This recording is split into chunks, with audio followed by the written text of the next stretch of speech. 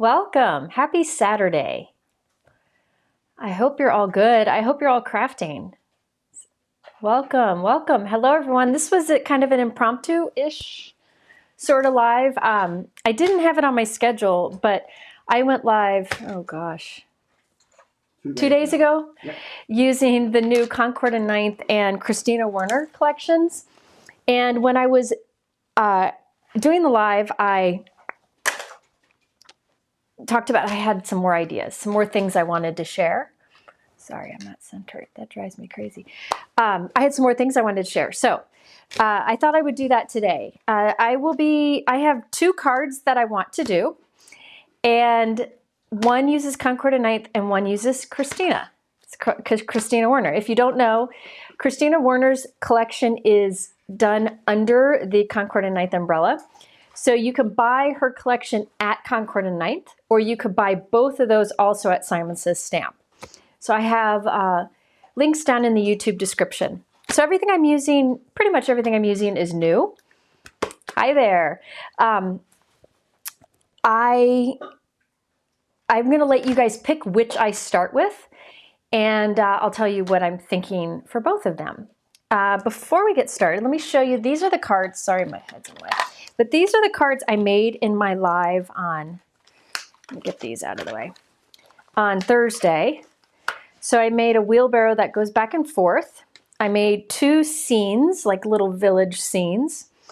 And I did like a partial die cut border using the die set, but with some stripes there. So just 4 cards. I also explored the new colors of Concord and Ninth that they have out, and the cardstock enamel dots in inks. So I'm just going to do more of that today. But if you didn't catch this live, you can go back and watch it. It's the last live I did. It was on Thursday, on the 9th. And in that live, I talked about 2 things that I really wanted to use. And you guys are going to vote what I do first. I have ideas in my mind, but you guys are going to help me with the decisions as I go. I know last time I did a live like this, people seemed to like it, where you guys kind of helped me with the creative process and saw like my creative process too. So together we were able to create things. Somebody just asked, do I know of some travel sentiments that could work with these 2? I know Spellbinders has some, but if you go over to Simon Says Stamp and search on travel, I bet you'll find some things. Yeah, Concord and Ninth and Kristina have really been stepping it up. I feel like Concord and Ninth has been big in doing collections that are unique, like gas pumps and wheelbarrows, you know, just different kinds of things that all work together well. And I feel like Kristina is really re-looking at the essentials, like the frames that work together, the stencils that are big so they work on lots of things, and you'll see some other things. Like I feel like she's really rethinking the essentials that we have in our craft room. And so I'm really proud of both of them, Kristina and Concord and Ninth. They're good friends of mine, and I know Kristina's doing something today. Knowing her, she's probably playing Mahjong with a bunch of people. That's my guess. But I do plan to go live with Kristina soon. Yeah, that just a note on that card is from Kristina Werner. So on this card, the just a note is from Kristina's, and this is floral is from Concord and Ninth, and the stripe stamp is Kristina. Somebody asked about what cardstock die or what die I use for cardstock swatches. I use a tag die from Simon Says Stamp that they've had forever. I started my swatches with that years ago, and I've just stuck with it because I didn't want to have to redo some to be different. But best thing I ever did was start swatching my cardstock. For a while, I stopped, kind of got out of the habit. Now I'm catching up with it because I use them so much. Okay, so let me show you the two cards that I have in mind. And after I show you the 2 ideas, you can tell me which one to do first. And I can't promise I won't crash and burn on one of them. Okay, the first one is using the new Concord and Ninth Bouquet Turnabout die set. So this creates a turnabout, it creates this wreath that fits nicely on the front of a card. See that wreath? And this is a turnabout stamp that you stamp and rotate, and you do that 4 times, but you do it 4 times with one of the stamps and 4 times with the other. And you get the stamps, one of them gives you the petals and one of them gives you the florals. And it's really not hard to do. So I was thinking I would show you how to do this with a MISTI and with the stamp wheel.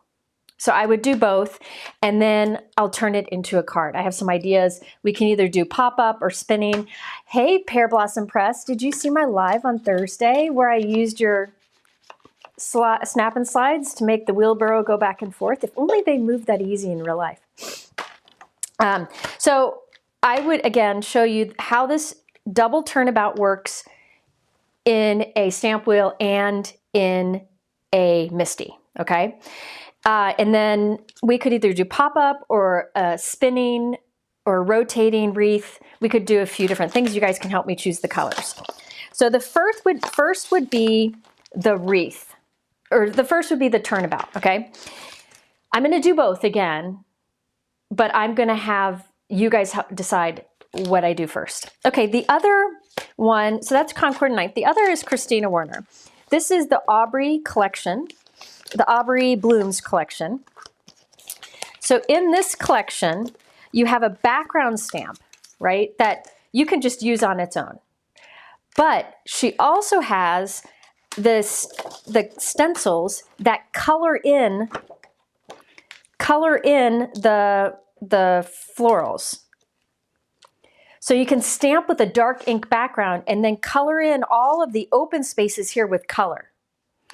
And I was thinking about doing that with the bold new colors from Concord and 9th, like this bold blue, but also doing a kissing technique where I kiss the background stamp with bold stripes. So we have like a striped dark background and then colored flowers inside. All right, so you can kind of see the look that you get with this. And the cool thing about Kristina's stencils, and I've said this in lives many times that I really like about it, the cool thing about her stencils is they're big enough that you can do a 5x7 card or a slimline card, or from one use of the stencil, you can get 2 A2 cards, which I really, really like. So this one, we're gonna try kissing. I have no idea if it'll work with the Aubrey Blooms.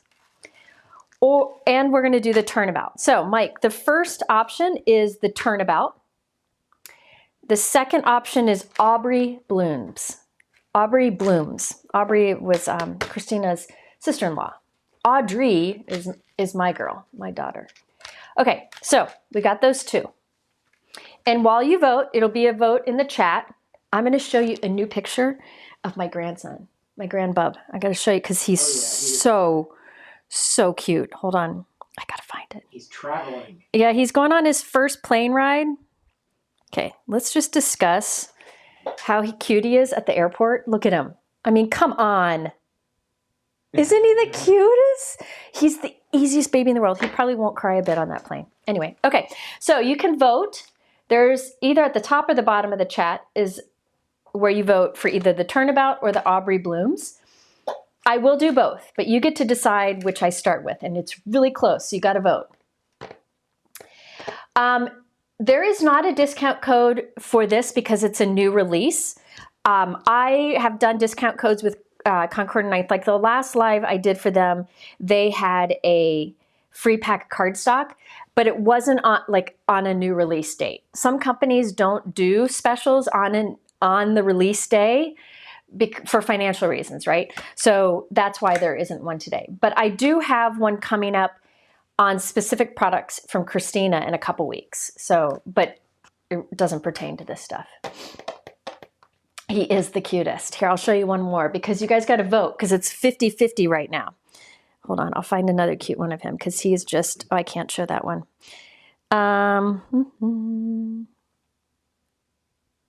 Okay, this is a long time ago when he was bitty, but this is the kind of stuff that Mike sends him. Mike sends him, this says, what is it? I spent 9 months on the inside. It's got like a jail, and it says, I spent 9 months on the inside. That's the kind of stuff Mike sends to them for Ethan. Yeah. Oh my gosh, he's so cute. I'm sure I have more pictures because he's just the cutest doll in the whole wide world, but I will stop. I mean, come on, really? Look at him. Oof, oof, oof, oof. Okay, I'll stop. He looks exactly like his dad. He looks just like his dad. It is crazy. I asked Audrey, are you sure you were there, like, to deliver this baby? Because he looks like dad.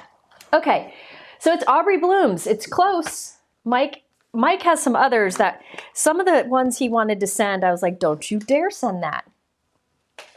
I don't know. What? I can't remember. Yeah, some of them I remember, but I'm not going to share.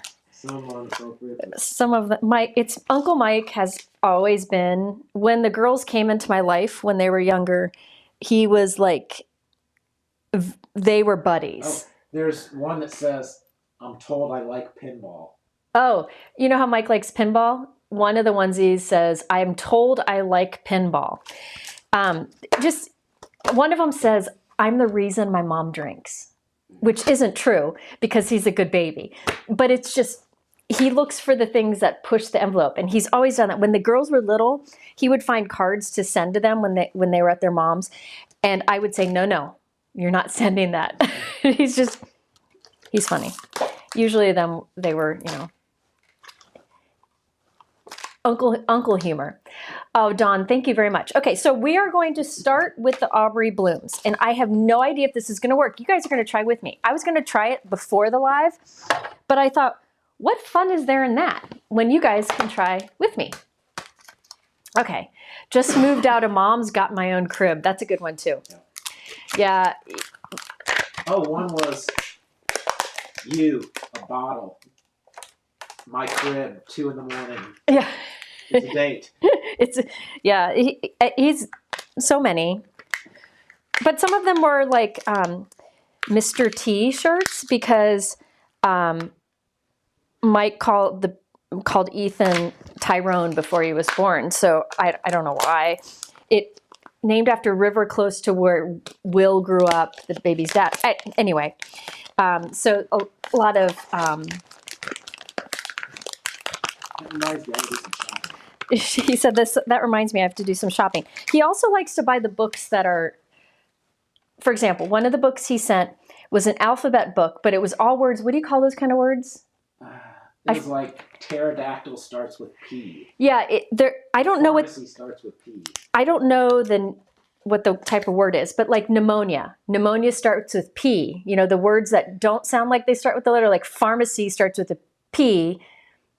So it to be confusing. Anyways, that whole alphabet book like that. Yes, he does need a mic. He does need a mic. If you guys knew how shy he was, oh my goodness. I'll include. Let's see what we're going to do here. I'm going to start with a bigger than I need piece of cardstock. I have no idea, again, if this is going to work, y'all. I'm going to try some kissing. I've got a bigger than I need piece of white cardstock because, why not? I'm going to put in the corner, I'll put it like right there. Kind of closest to the corner. I'm putting, let's see. I'm going to stamp it first with Capri. So this is one of the new colors from Concord and Ninth. And it's like in your face. It's like an energy drink. It's nice and bold. It's gonna wake you up, and it is marvelous. What are they called? Somebody said what those words are called. I don't know.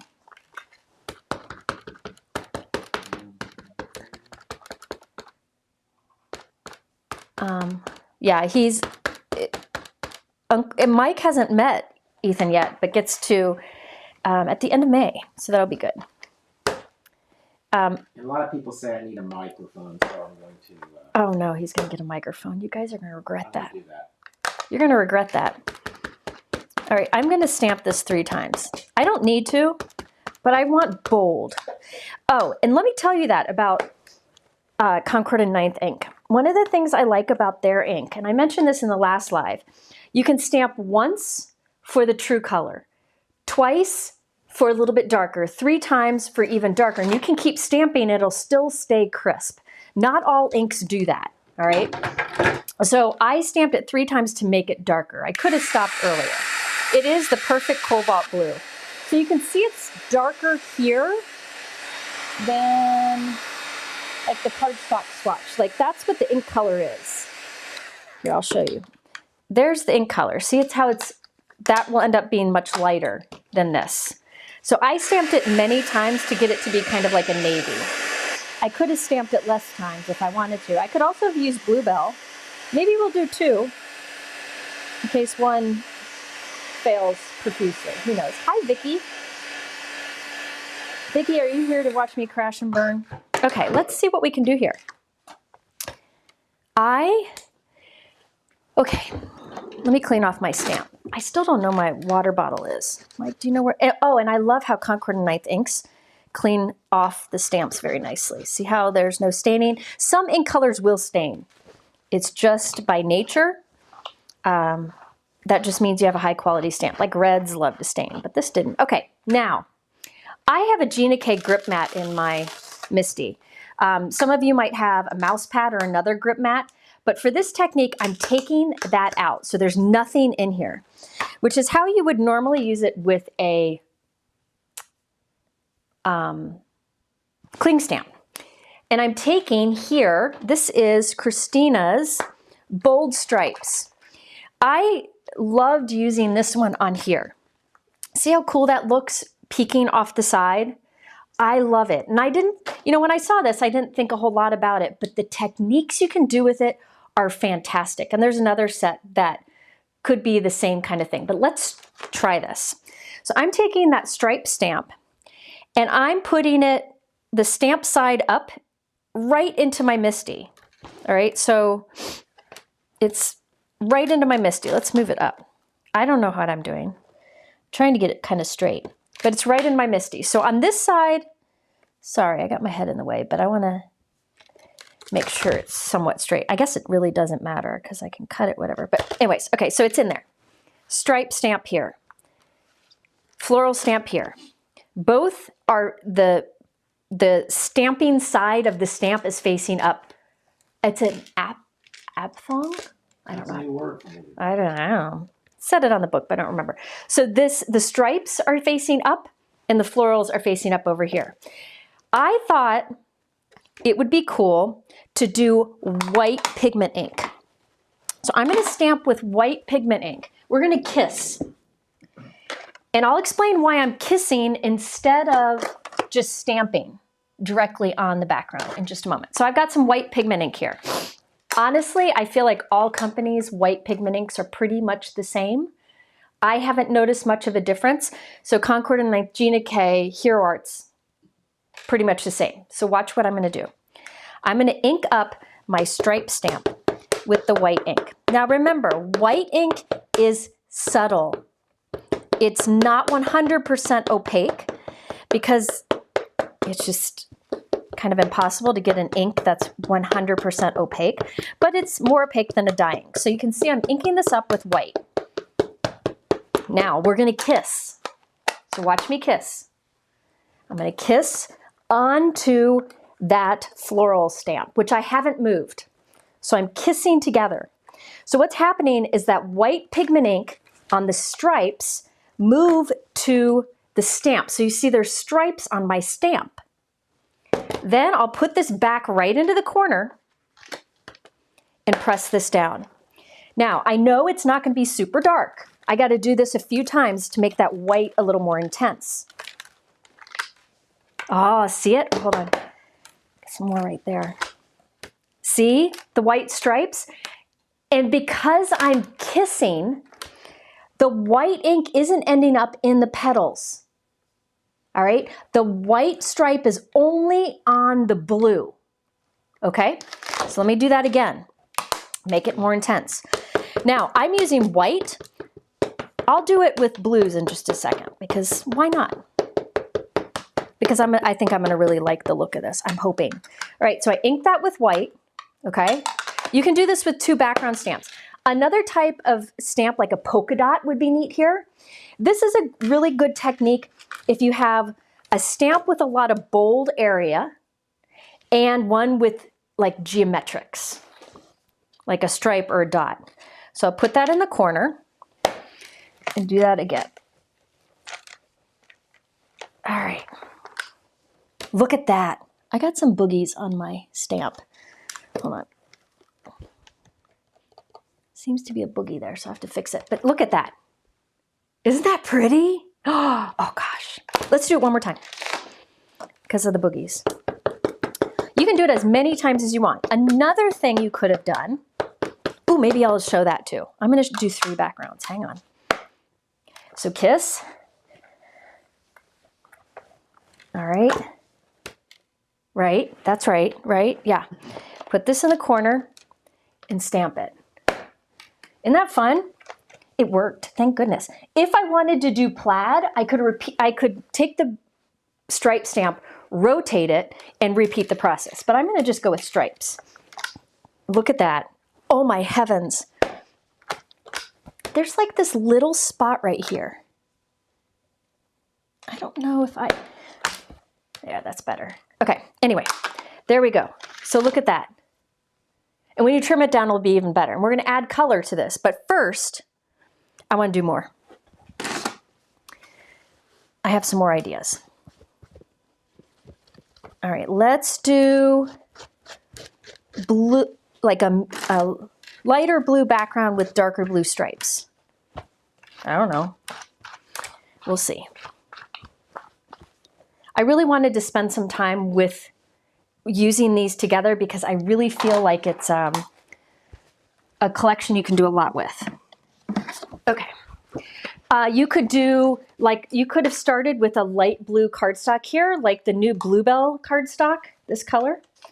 You could have started with that instead of white, and then you don't have to ink in your florals, right? They would just be light blue florals with the bold background.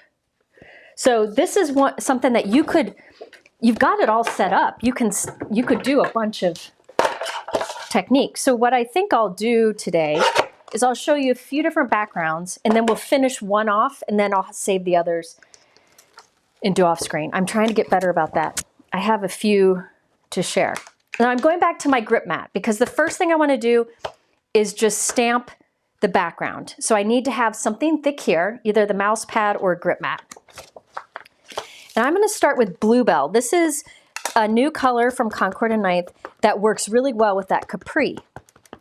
So let's do Bluebell first, and then we will take an ooh-ah moment after I stamp this a couple times because it's beautiful. Look at that. Oh my gosh. I'll probably only stamp it twice. It is like, I think this is a good sky blue. I really think it's a good sky blue because it's a happy blue. I think it's a happier blue than Harbor. Let me show you a comparison, which is their other blue. Oh my gosh. I'll show you a comparison. So this is Bluebell, okay? Then let me show you Harbor and Powder. So here's Harbor, which is like a little bit more muted, a little more blue. This is a little more purple, but I think it's a great sky blue. And that is Powder. Okay, so for me, I like Bluebell for sky. I'll show you the cardstocks. Because I think this is important to see. So this is Harbor. There's the 3. Bluebell, Harbor, and Powder.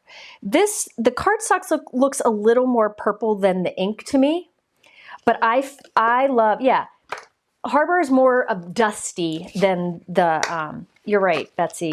The Harbor is a little more dusty. This is has a little more punch to it, and I think it's beautiful.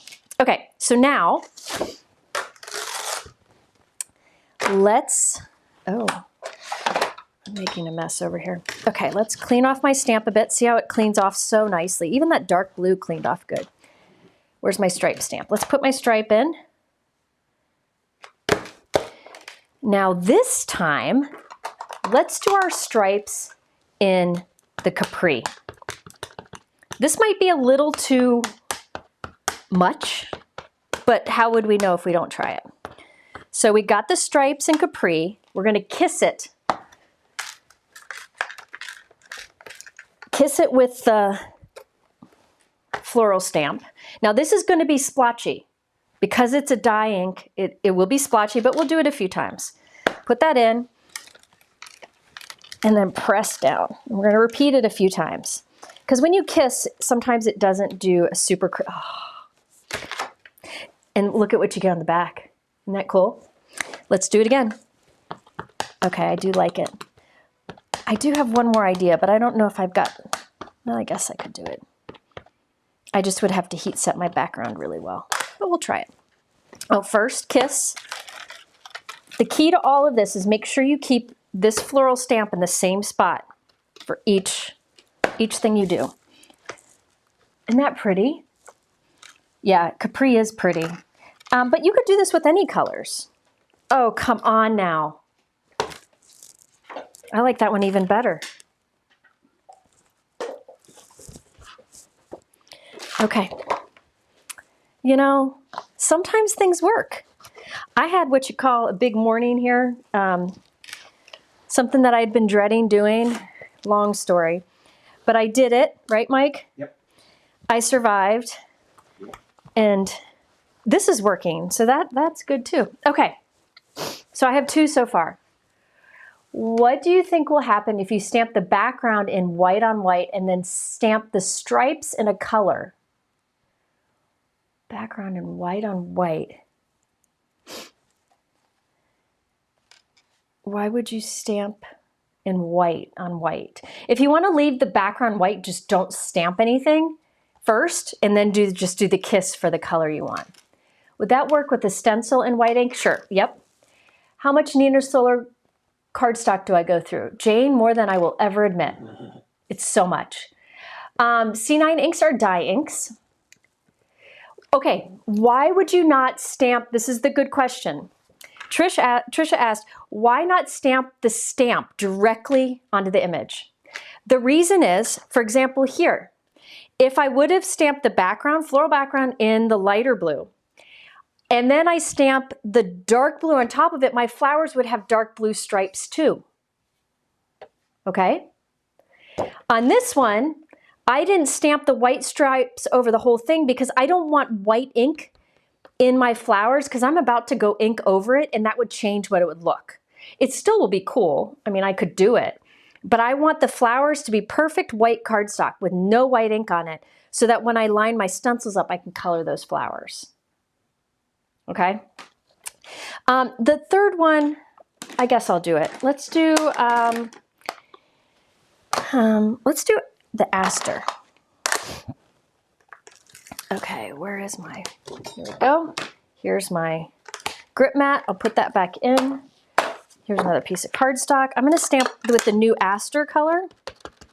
Now this one, I'm not sure if it'll be very bold, but you can try it with me. We're gonna do a different type of kissing. So this one is aster. I didn't ink that up very clean. This is a very juicy ink pad. I should have probably pressed off some of the ink first, but that's okay. Oh gosh, that's a pretty color, isn't it? It goes really nicely with Fig from Concord and 9th. Look at that. Okay, now, let me tell you what I'm thinking here. I think I'm gonna heat set. So let me do some heat setting here. I need this to be dry. Hi Diana. I just put a package together for you and Betsy. I think you know what it is, but. All right, are we gonna do some acetate smacking? No, not today, but I really should. I'm not known to smack acetate. That would be Gina. Like, are there more questions I can answer while I do that? Yeah, Brian, this is your purple. Brian, I got a package together for you too. These Concord and 9th, sorry for the noise. Concord and 9th is a foam ink pad. So it's kind of like a sponge, like a smooth sponge. Similar to Simon Says Stamp and Catherine Pooler, Gina K and Hero Arts and Altenew are, and Pink Fresh and Lawn Fawn are the felt, which is a little more firm. Okay, so let's see if this is, I'm trying to dry that ink completely. All right.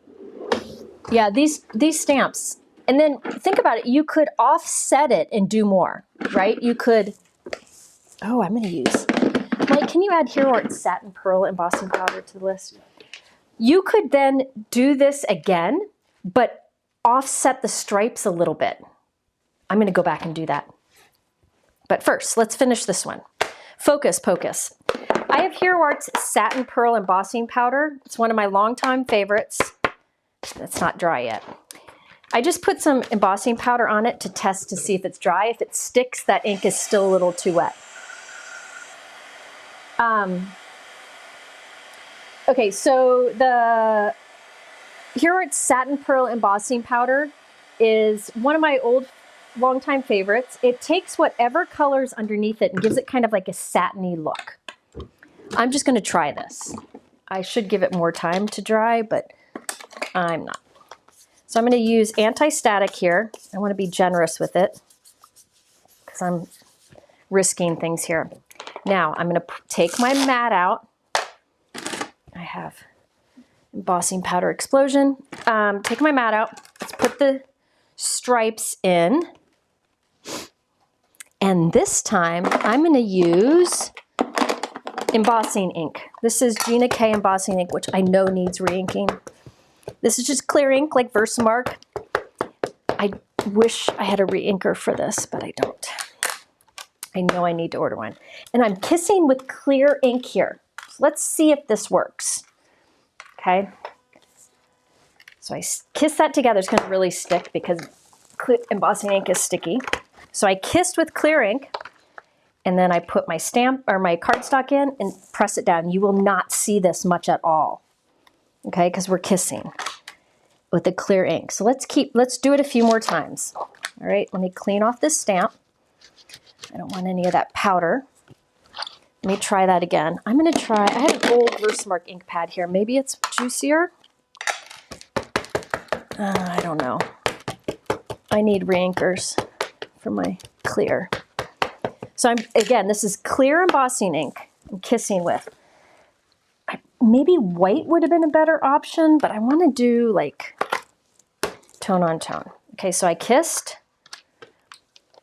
So again, the reason I'm kissing is I don't want the embossing in this case to go where the flowers are. Let's see how it, if I have enough powder down or enough ink down. I probably should have done it another time. Yeah, it's too, my ink is too wet. My ink's too wet. So what I was going to try to do is stripes of, you can see it there. Stripes of, yeah, I didn't dry it enough. Stripes of embossing. But you're on the wrong, oh, you're right. I'm inking the wrong side. Dirt. That's why it's not working. I'm doing it again. Just ignore me. You're right. I was inking this side. I needed to be inking this, right? Is that what I was doing? Yes. Sorry, guys. I'm going to redo it. I told you I would crash and burn. Some of you said I wouldn't. There it was. I'm supposed to be kissing. I know. I forgot to kiss. I forgot how to kiss, y'all. Yes, I know. We'll do that again. I'm 50, you know, you forget how to kiss sometimes. Okay, so I'm inking my stamp. Oh, wrong color. I want Aster this time. With Aster, starting over, inking with Aster. This is a beautiful color. I'm going to try it again because I'm determined.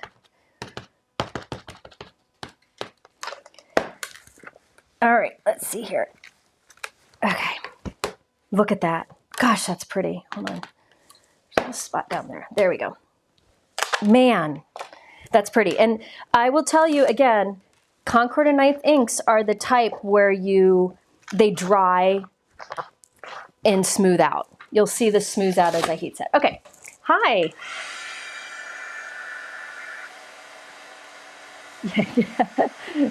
Nice one, Leslie, I like it.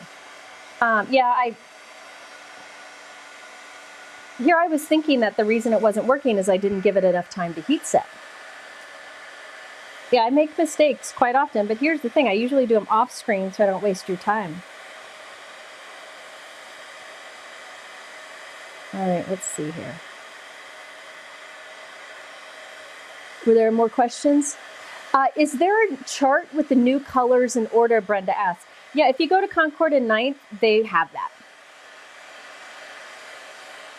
Trish says that you need to give me a hug, Mike. Okay. Later. You said later. All right, let's hope that's dry enough. Tim Holt said I have trickery in my lives. What kind of trickery? I don't trick ya. It's all real. It's all real.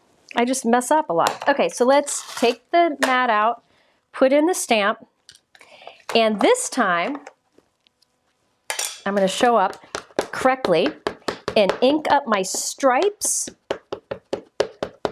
with, I'm hoping that this might be, I should probably clean this better. Let me clean it a little better. I don't know if that'll make a difference or not, but we'll see. We'll see. We'll see. I maybe should have taken more time to clean that, but we're going to figure it out. Okay, so I'm inking up my stripes. You always ink up the stripe, the new pattern you want to put in, and kiss it onto the flower. Okay. And then place the cardstock in and stamp that down. I might have let that shift, but we'll see. And you got to give a lot of muscle with these kind of stamps. Okay, so let's move that and do that again. Ink up the stripes. Okay, kiss. I'm going to do it 3 times in hopes. But again, I think I might have needed to clean my floral stamp better.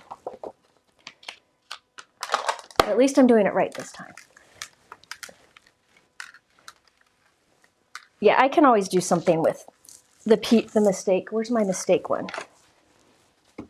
Yeah, I can always do something with that for sure. Okay, I'm going to do that one more time.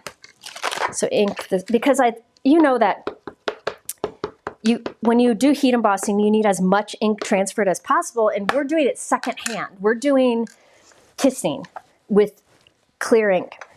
I'm not sure if it'll work for a few reasons. I didn't clean my floral stamp well, and my embossing inks are very dry.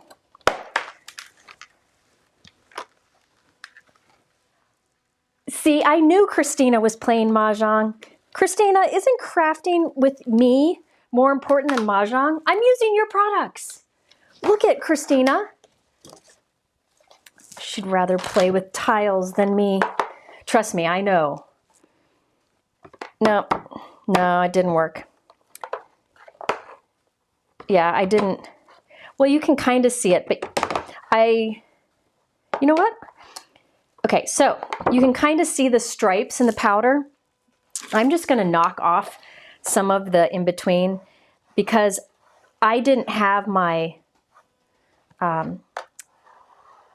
stamp perfectly clean. So the in-between the stripes is still kind of sticky, you know, and so some of the powder will stick there. But I'm just going to brush that out. So let's do that. It'll still be pretty. So if you do this technique, here are your tips so you don't have a problem. One is make sure your purple stamping is completely dry. So heat set it a bit longer than I did. And clean off your floral stamp really, really well, like with the stamp cleaner, before you start the kissing. All right? I can't believe her. Kristina Werner. Christina's coming to stay at my house soon. I'm gonna put a snake in her bed. Okay, so I'm just heating this up. So what's gonna happen is you get like these pearly stripes because I'm using Hero Arts Satin Pearl Embossing Powder.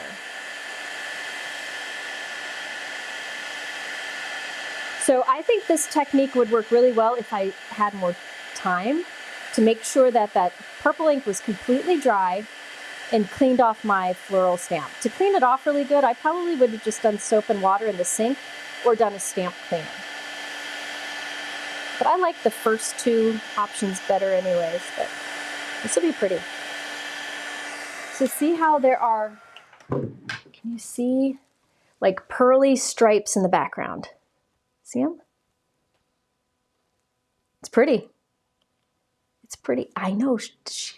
Well, no skipping crafting for Mahjong. I'm just kidding. Okay, so we have three different ones here. I think let's just cut them down and see where we want to go. Aren't they pretty? Okay, and you could do like yellow for the floral and then kiss with pink or something.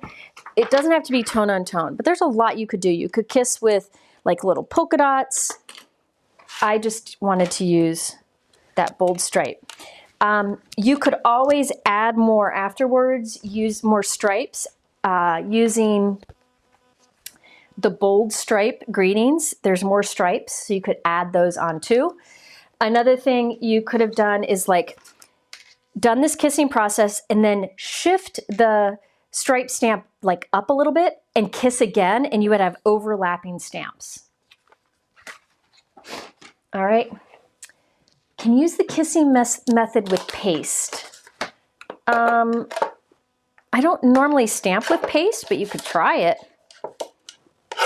Okay, so let's cut these down because I don't know about you, but when I have a, you know, like a background I like to trim it down so I don't see the edges to kind of see what I got to work with. It always looks cleaner. That was Hero Art's Satin Pearl Embossing Powder. It is really nice because it just does whatever color's behind it, but it gives it, hold on, gives it a pearl shine. One of my favorite embossing powders. Is it out of stock right now? It's out of stock a lot. Mike's looking right now. It is out of stock. I will talk to Hero Arts, and when they have it back in stock, I'll let you know. I'll go live with it and let you know. That's what I did with the circle confetti, which has been out of stock again. Okay, so I've got, well, I also have the purple. Kristina Werner, don't talk to her. She's in trouble.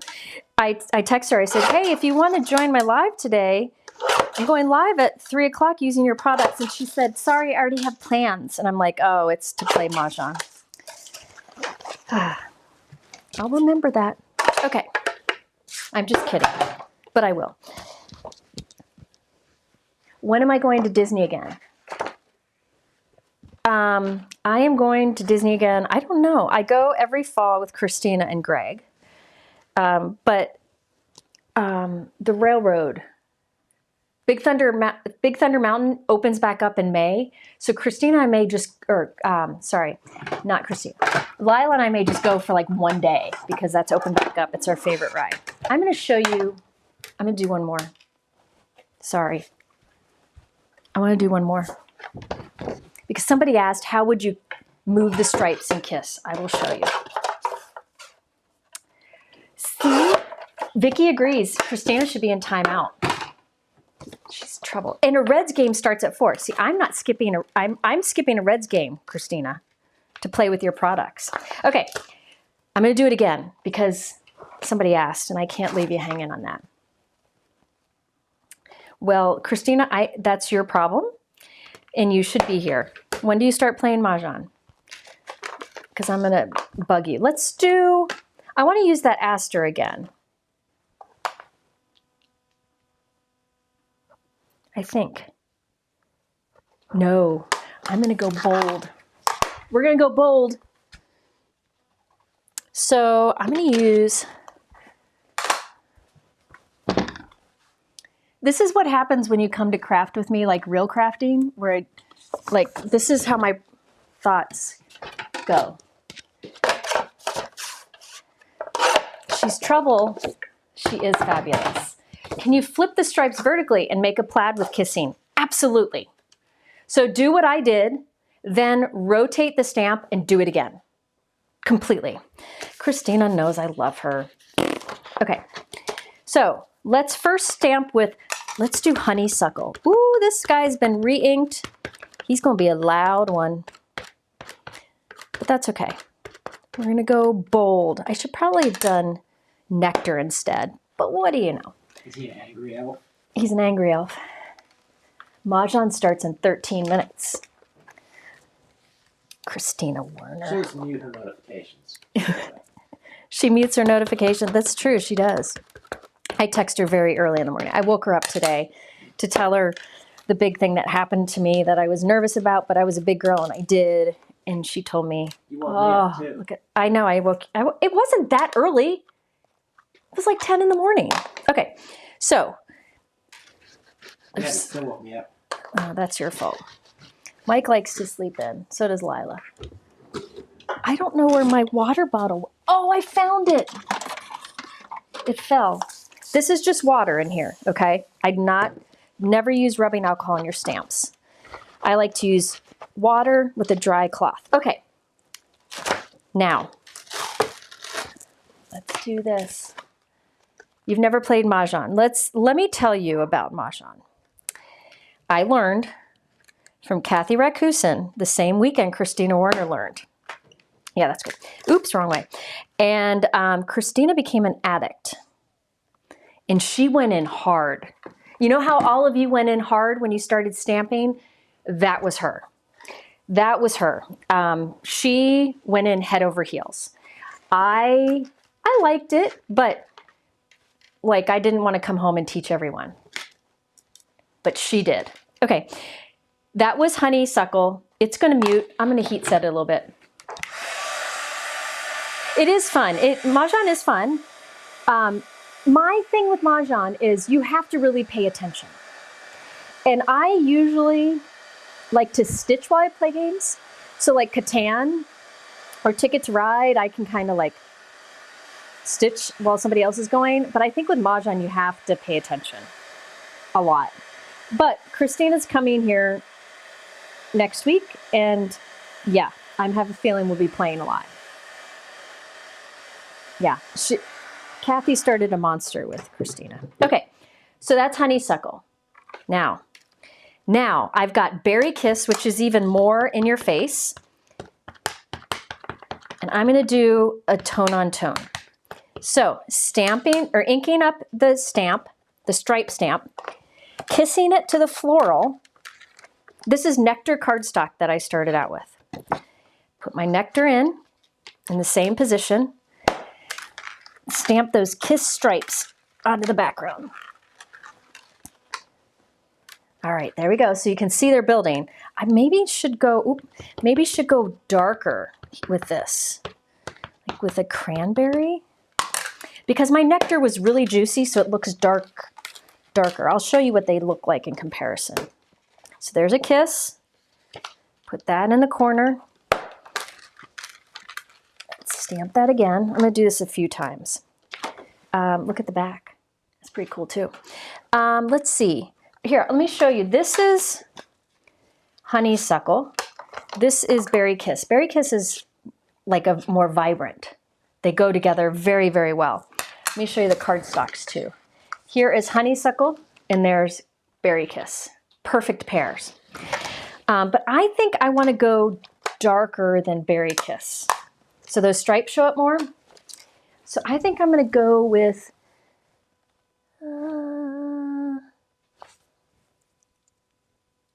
let's go with, blah, blah, blah. Let's do with cranberry. It's going to be a lot darker, but that's okay. Let's ink this up. Oh, that's going to be pretty. I just want it to be darker. I could just do the berry kiss a few more times, but I'm trying to save time here because I've spent a lot of time here. There we go. There we go. Put this in the corner. Kiss. Look at this. Look at that. Let's do it one more time. Ink up the stripes with cranberry. Mike, can you buy a snake, a fake snake, please, for when Kristina comes. She'll kill me. Okay. There we go. Okay. They do have good reds. Look at that. Okay, so there we have kissing as I've shown you a few times here. Let me get my water out. Mist it with water, pick up some of this ink. Now, reds are stainers. Remember that. Reds like to stain, so don't be mad if a red ink stains your stamps. You'll survive. It just means it's a well-loved stamp. I need to switch cloths. Got ink all over my hands. Yeah, the cranberry does look good, doesn't it? I could have started with Berry Kiss and done cranberry on top. Okay, this is good enough. I would normally clean this more because we're gonna do white ink on this. Hi, Libby, I just put a package together for you too. Okay, so my stripes were like right here. I'm gonna shift it up. I should have paid attention where it was first, but I think that, yeah. So I shifted my stripes up. That's all. Let's get out my white pigment ink up my stripes.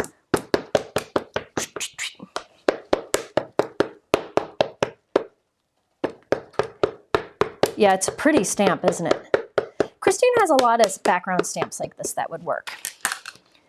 Okay. Kiss white. Remember, I shifted my stripes up. All right, now watch.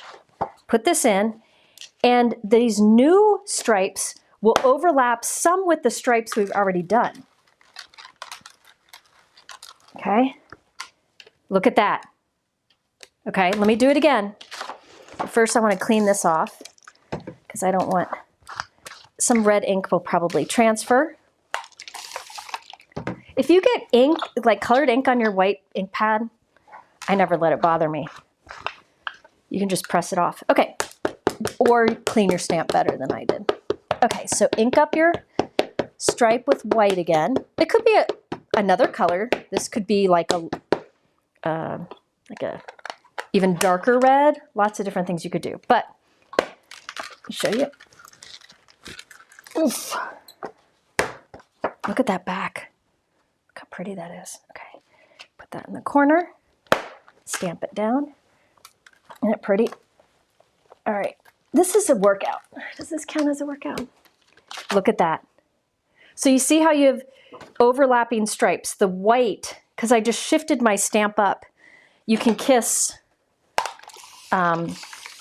multiple times. That's one of the nice things about a basic stamp like the stripes.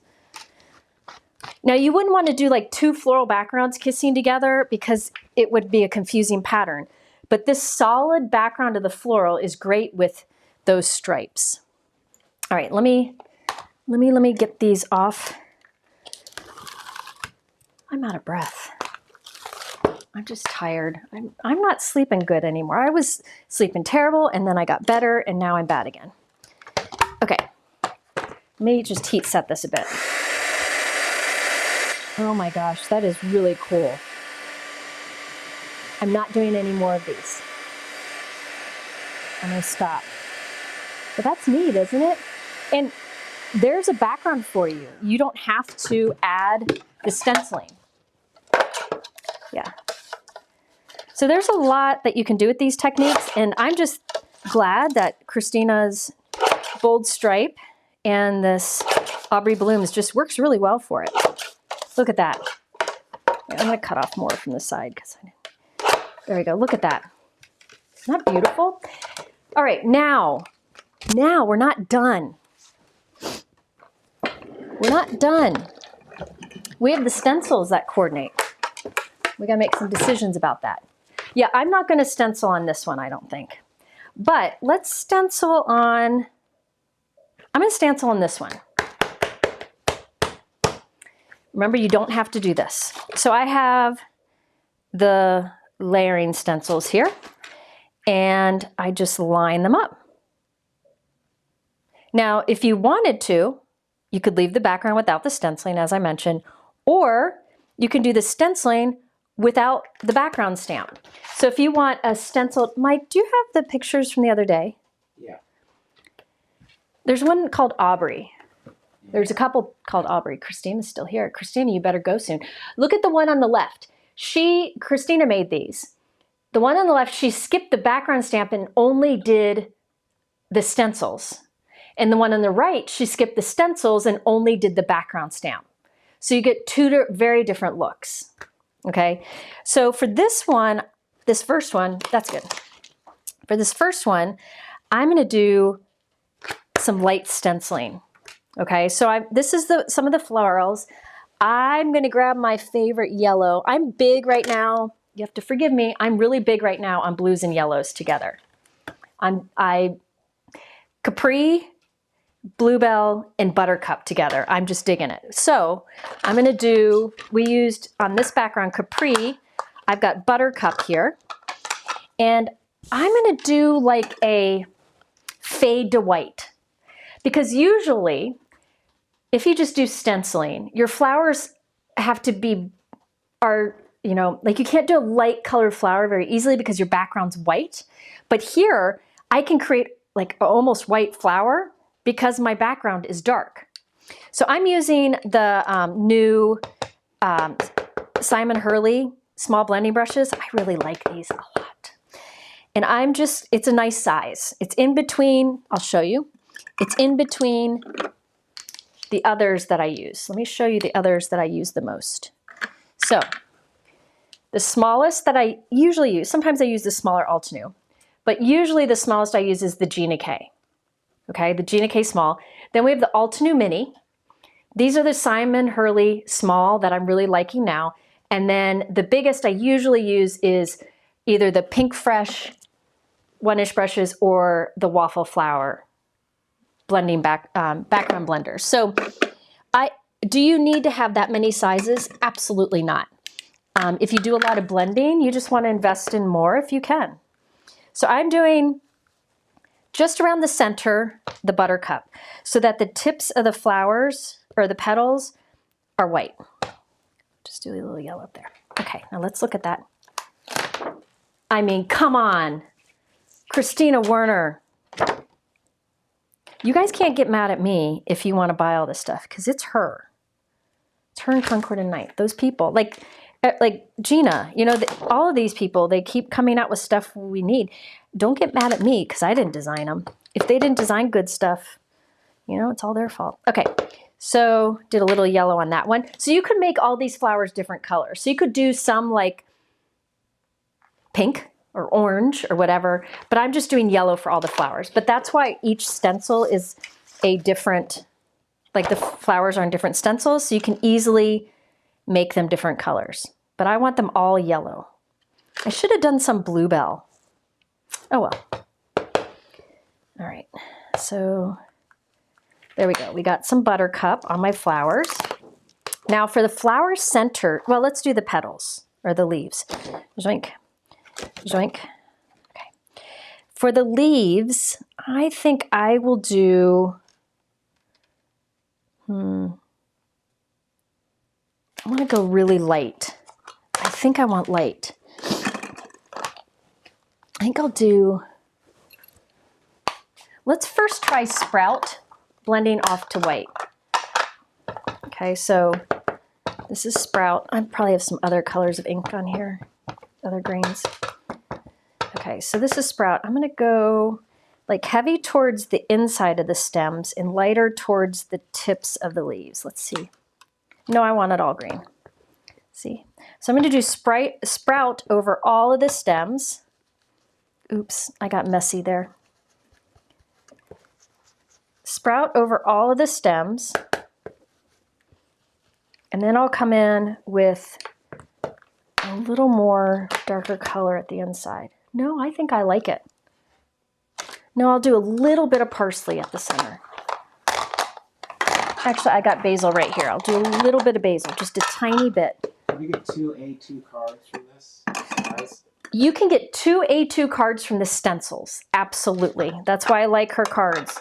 Because here are her stencils. Because see, 2 A2 panels from one. Or you can do 5x7 or whatever. So I'm just doing a little bit of basil, or I keep saying basil because that's a cardstock brand. Basil. Just doing a little bit at the,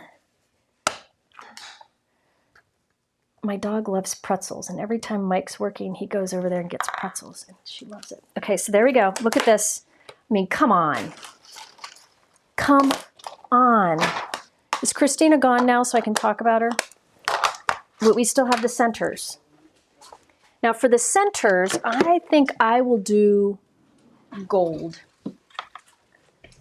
Now there's two options for gold that I recommend.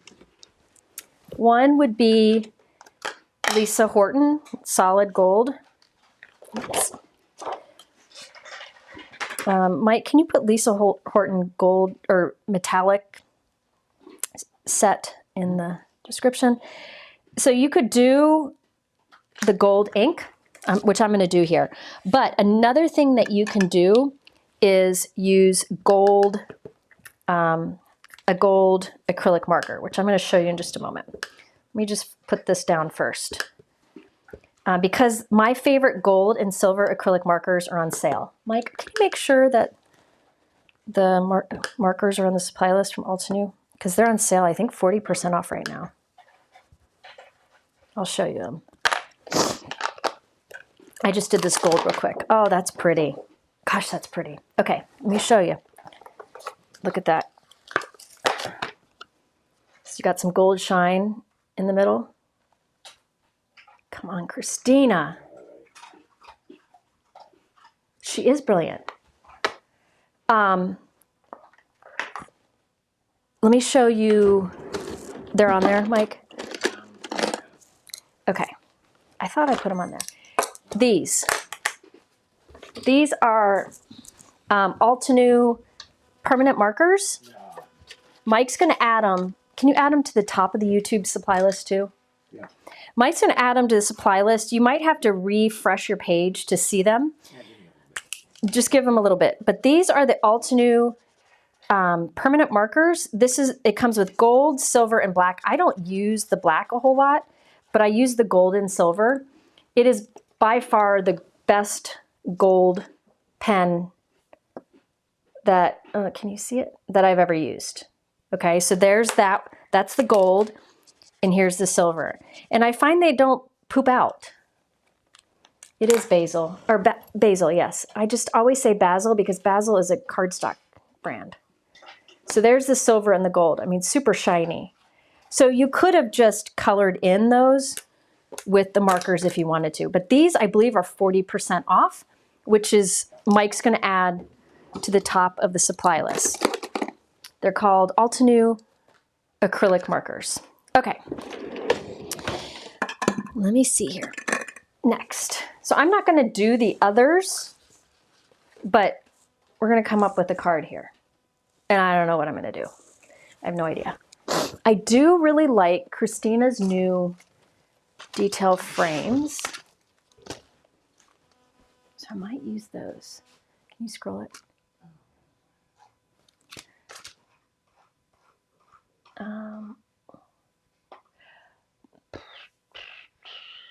The pens that I use for black glossy accents, it's from, what is it, Sakura? I don't even know if I have, where is mine? Oh, shoot. I just lost the lid on that. Oh, here it is.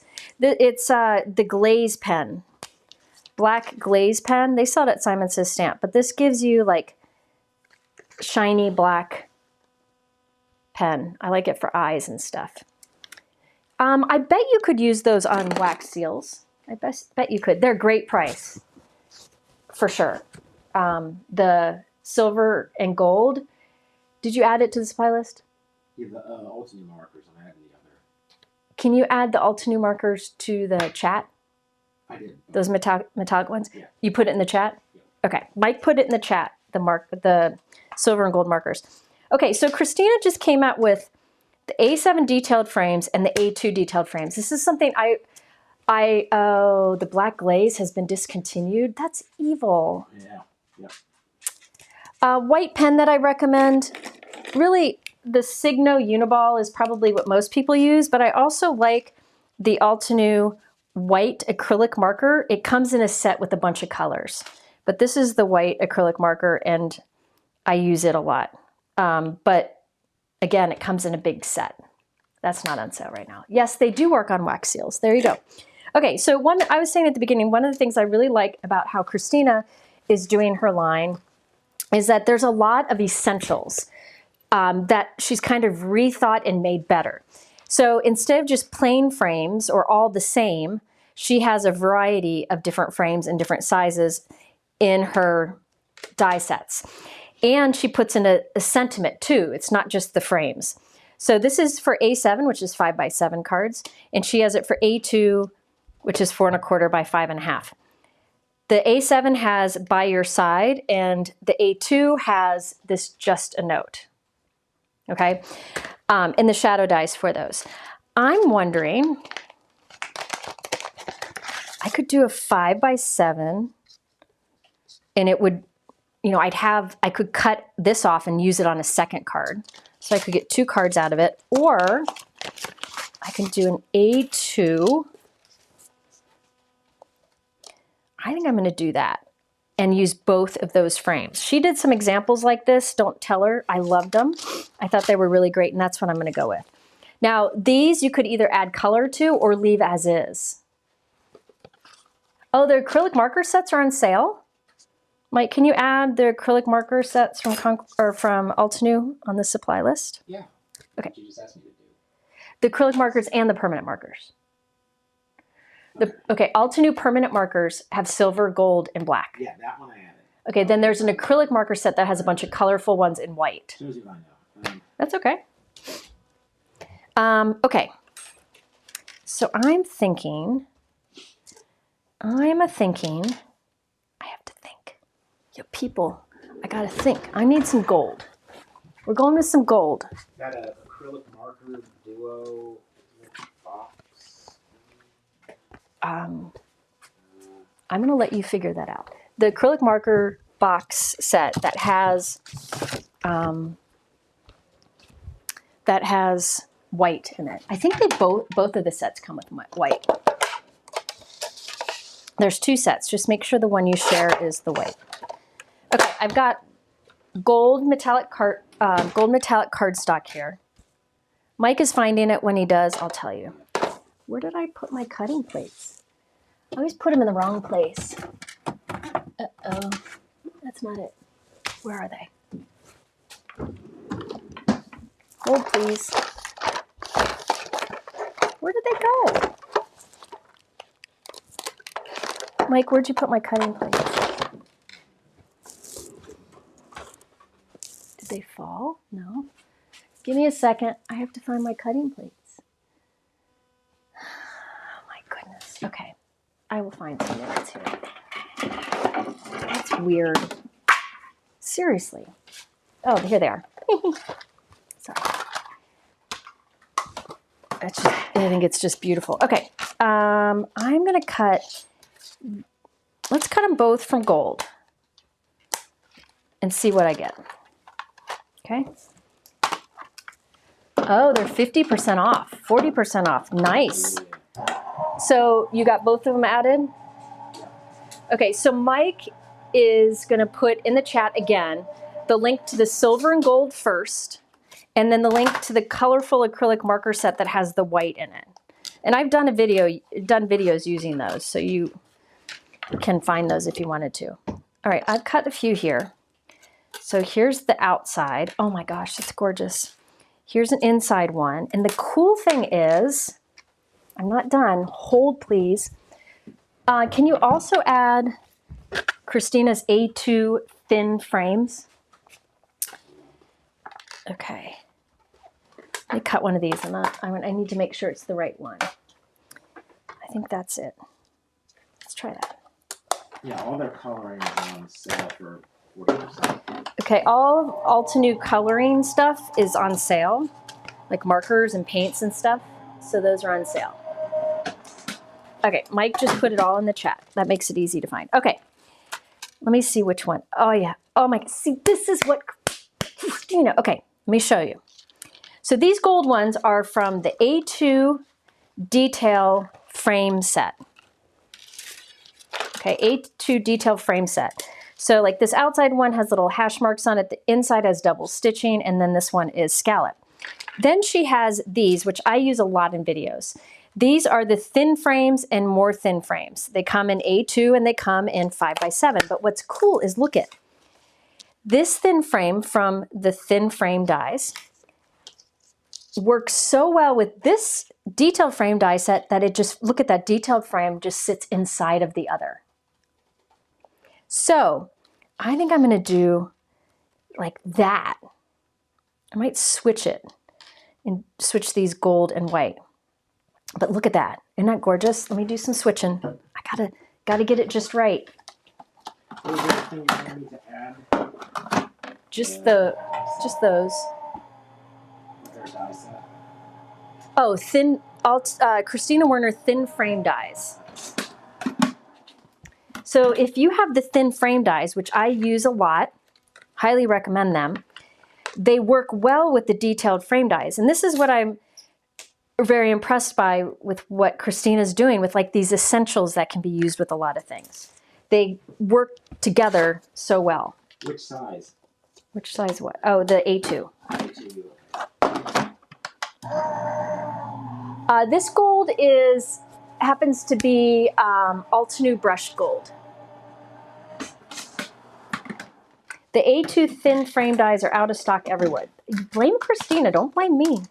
No, I'm sure they'll be back in stock soon because they've been out of stock for a bit. Okay, so I think I'm going to do a white scallop with a gold frame and then white and gold. Okay, so I use both the A2 thin frame dies and the detailed frame dies. And again, these come in A7 too. Let's see what we got here. I think I will glue these down first. I'm going to take like an area right there so I can save that area for another card, right? It's not my fault, it's her fault. So like that. I think that'll be pretty. But you know me, I want to stack my frames. Could you cut apart the stripes and foam tape every other? You could. Absolutely. You could absolutely do that. In fact, you could just do another fun thing that would be cool. Maybe I'll do that in another video, is do a background stamp like this, then cut it into stripes with the trimmer and pop up every other. Kind of like a variation of the clips technique. I might do that in a video. I haven't done that in a long time. Okay, so I'm just making this scallop a little bit taller. Kristina, is she still here? What happened to Mahjong? The thin frame, the thin frame die set that I used is from the more thin frames. Is that what Kristina said? She's got two sets. Where did my glue go? Kristina, we need more like this. The more thin frames dies, so more thin frame A2. Mike's adding it. You just have to refresh after he adds it. He just needs a few minutes to add it. Kristina, we need A6, please. Thank you. All right, so let's do, I'm just gluing some of these together because I like them stacked. Okay, yeah, more thin frames. More thin frames. I just have both sets. There you go. Okay, that one's out of stock too. They'll be back in stock. They will come back in stock, I promise. Hold on. Okay. Okay. So I'm going to glue that down where I want it to be. Oh, Simon says Stamp has them in stock. The more thin frame ones. They're just different sizes that work on A2 cards. That's the one with You're the Best and Thankful. Yes, and they come with word dies. I just don't have them stored together. I think I'm going to put this like right like that so that I can cut that off and use it on another card. Okay, so let's lay that, putting something heavy on it. Now I need a card base, which I still, believe it or not, I still haven't gotten my card bases out of the other room yet. Are we shocked by this? They're in the other room. only think about it when I'm live, and then it goes out of my brain. Okay. So I have a card base here. Let's go ahead and cut this because I want to save that leftover for something else. All right, can you go back to it?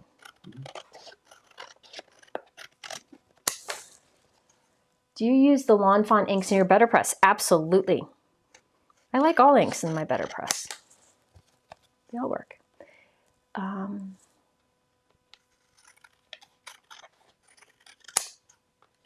But oh, when Kristina's here, we're going to do a live where we look at all of her different essential frames like this and how they go together. And she's going to explain it to us.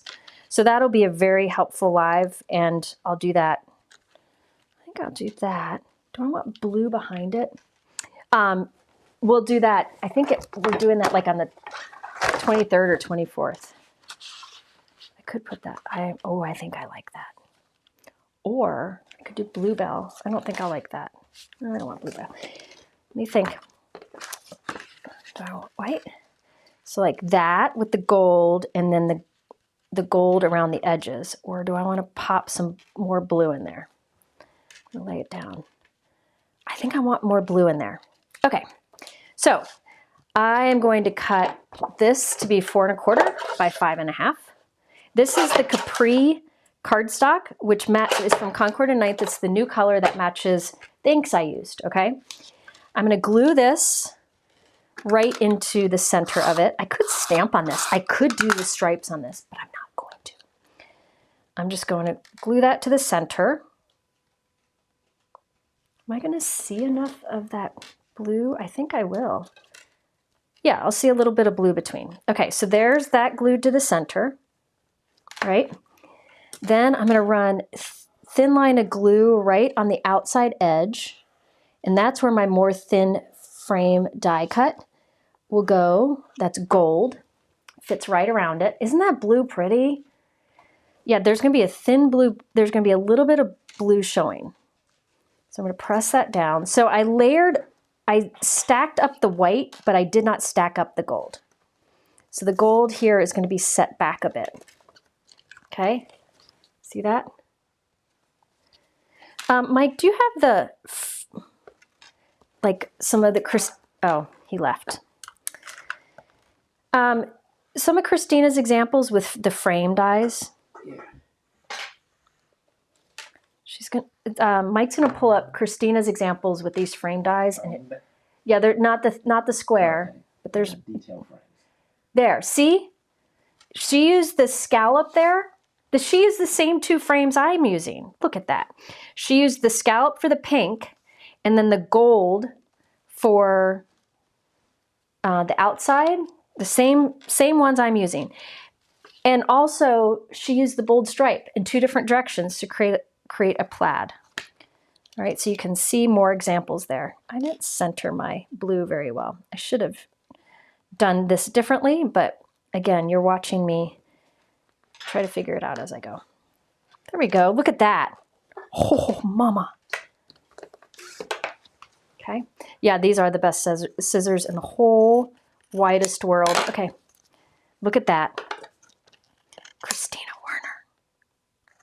Think of all the colors you could do this in. Now I took kind of the long route to pull that together, but really, look at that. Come on.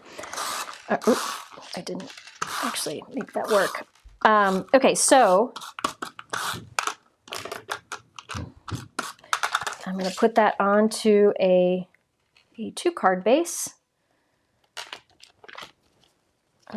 Trim off the extra. I still have a little blue peeking out the top here. I could have gone about doing that, putting the frames on a little bit differently, but look at that. Holy mackerel, I haven't even thought about a sentiment. Okay. Isn't that pretty? Look at that. I'm telling you, if you haven't done blue and yellow before, you need to try it. All right, I'm going to look at some sentiments here. Kristina's got so many good ones that I could use. I don't know what I want to use. The one I was thinking about was this one. I have a mess. I was thinking about this one, but it's going to cover up too much. I could white heat emboss this one. It's got a little frame around it, and it says, hope today treats you gently and tomorrow feels even brighter. I could white heat emboss that on vellum and put it down, but I really don't want to cover up as much of that, right? Remember I have this left over too for a little border. I mean, look how easy this would be. Put this on like a border like that, and then stamp something to make you smile, or consider this a paper hug right along the line. Really easy. Yeah, I don't want to cover up too much. So I might pull out something from one of our older releases. You could do just a note and put it like right there. Maybe gold letters on a white shadow. I'm thinking I might like more of like a font, like a bold font. Ooh, this could be good. This is from Kristina. This is older. It says Concord and Ninth, but it's Kristina. There we go. I could do love you right there. There's a shadow with it too, or I could just do hugs right there. I kind of like it there because it doesn't cover up that main flower by putting it in the center. I always like, or I could just do hello. Let's do hello from this. Mike, can you add the love hugs hello from Kristina Werner? Yep. I'm going to do, let's do both and decide which we want to do. I think I want the hello. We'll just cut friend off of it. You like the hugs. I'm cutting both. I might do the hello only from the hello friends. Oh, hello friend. Just cut that off so you can have, you don't have to have the whole thing. Let me get my little pieces off, and I'm going to show you how these dies work because it's pretty cool. So I could do, I'm taking way too long on this card.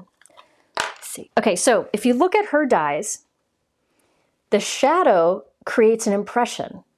So you can easily line the letters on top. So what I'm going to do is cut, let's see, I'm going to cut off friend.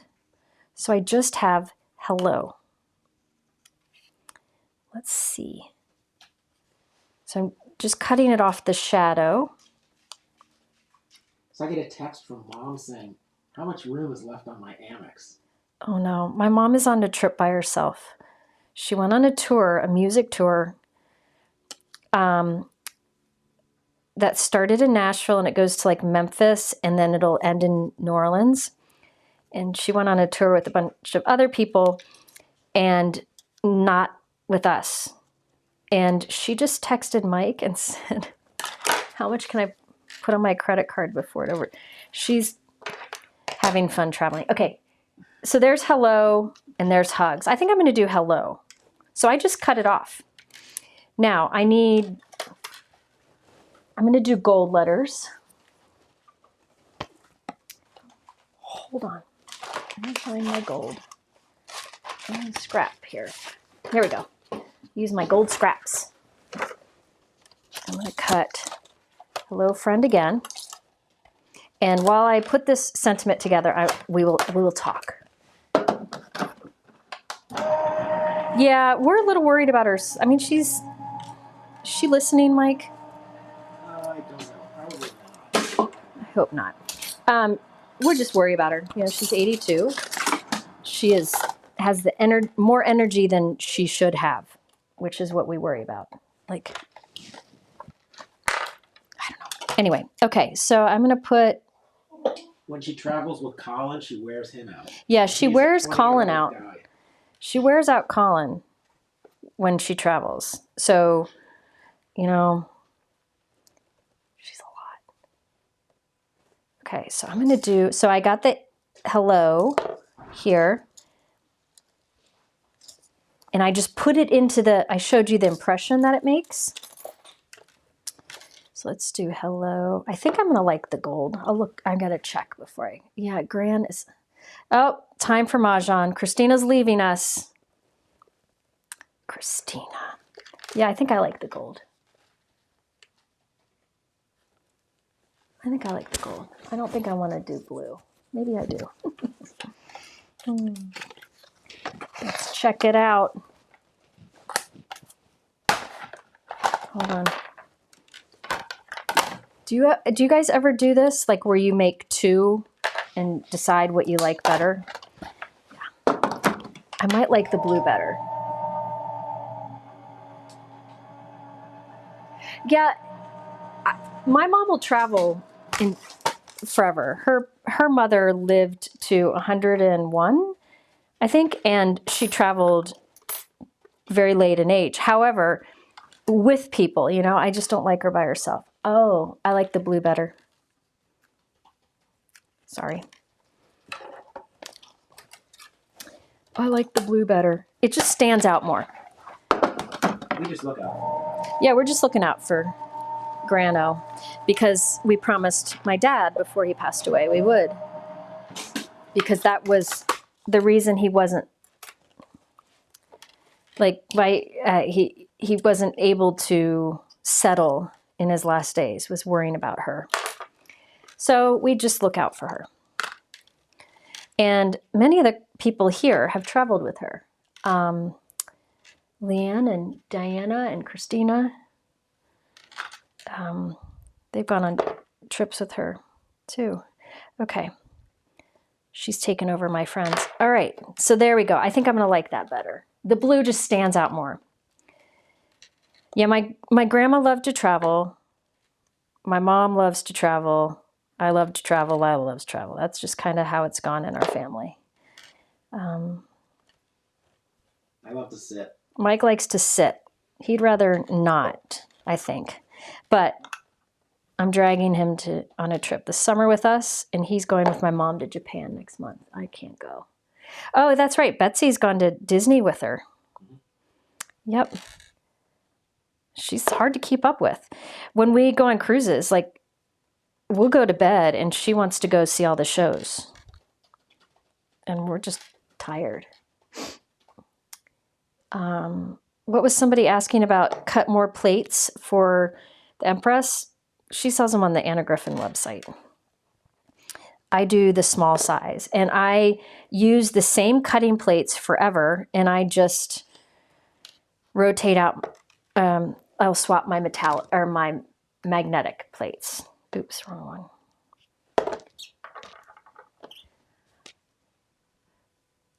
All right. Okay, so let's put this on here. See how I was able to remove friend so I don't cover up as much? And that will go right there. Oh, come along now.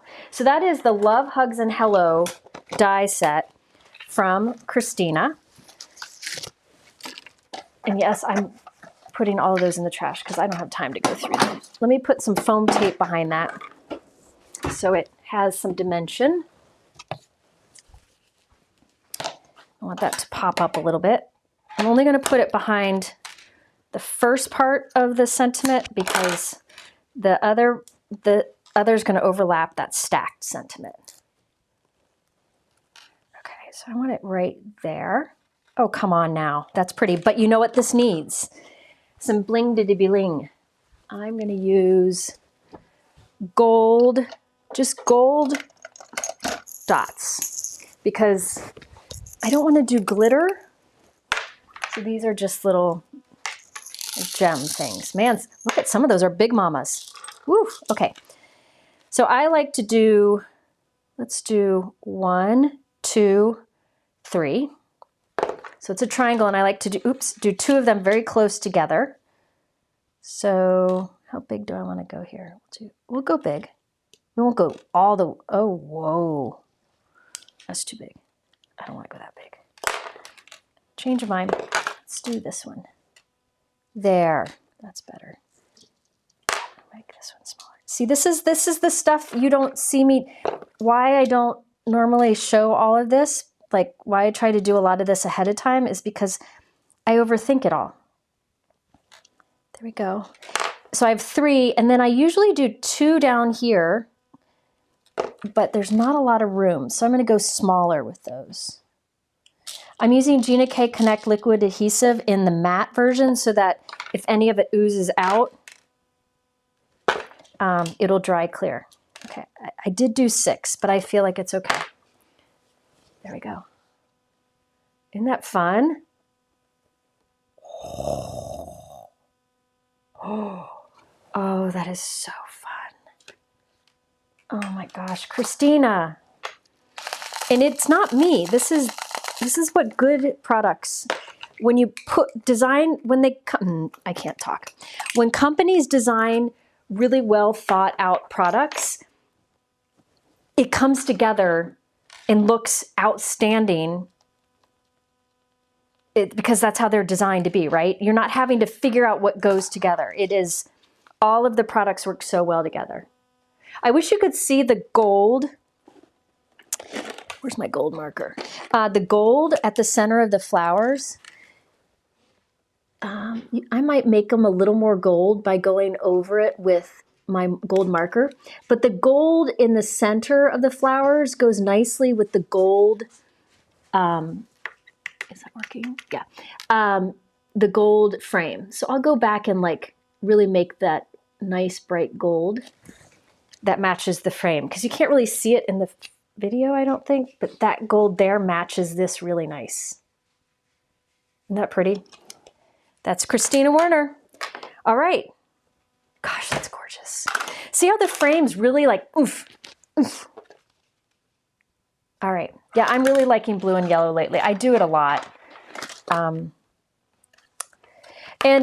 the Capri, it is different than the Azurite from Altenew. See, they go well together, but this is a little more blue. This is more purple. I like both. Yeah, the gold does tie it together. Okay, so there's one.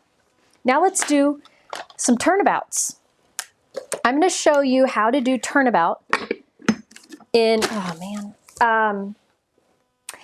in a Misty and in a Stampwheel. Which should I start with? While I clean up, Mike, can you do a vote? Should I first show the turnabout stamping in the Misty or in the Stampwheel? Mike's going to do, you can vote up there. By the way, this Kristina Bold Stripes greeting, these are really nice to stamp inside of a card too. Holding you close in my thoughts. I love that. Uh-oh. Uh-oh. Put my frames away. Mama doesn't want to lose her frames. Oh, lay them down.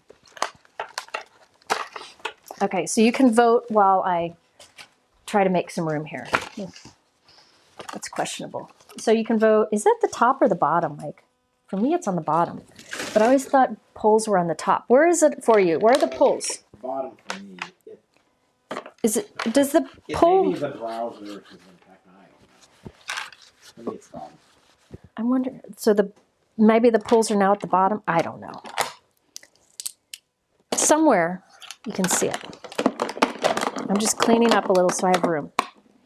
What are people saying? The Misty. Okay, I will show the stamp wheel. Don't worry, because that's the way I prefer to do it. But I do recognize that more people have the Misty. So I'm going to do the Misty first. Oh, goodness gracious. Is it happy hour time yet, Mike? No. No? Darn I'm it. working. I'm working. Darn it. It's Saturday. I'm working on a Saturday. So are you. Okay. Misty. Set up your Misty how you normally would stamp. Oh, it pops them out. What size magnetic cards do you have those frames on? Oh, those are the big magnetic thing I have there. They're the big ones from Lawn Fawn. Lawn Fawn has big and then half that size. I like the big. Okay. So I have a mat in here. Let me show you the stamp set that I have. This is actually a double turnabout, which works just like a regular turnabout, but you do it once, do the turnabout once with one of the stamps, and then again with another stamp. So one of them gives you the leaves, one of them gives you a flower. Most turnabouts are just one stamp. This one's a unique one, and it's going to create like a wreath. Now, if you do a turnabout in the Misty, you have two options.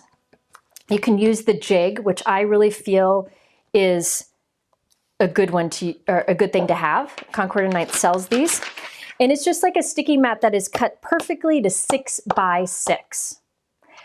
If you wanted to, you could instead just start with a 6 by 6 piece of cardstock and rotate that.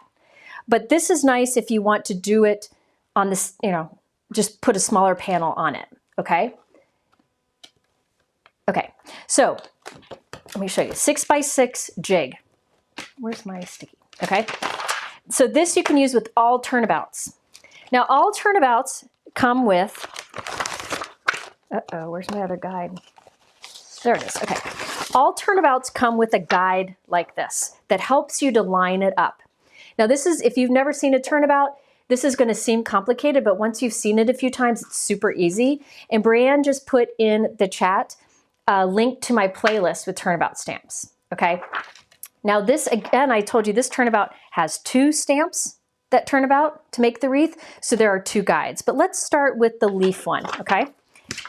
What you'll do is take your guide. It says this side up. Yeah, this is gonna be cool. All right, it says this side up on it. And you're gonna take your stamp and put the stamp side down to line up with the images on it. So you're just lining up the stamp with that black printing. My head's gonna get in the way, sorry. But that helps me to line it up. I'll hold it up once I've got it down.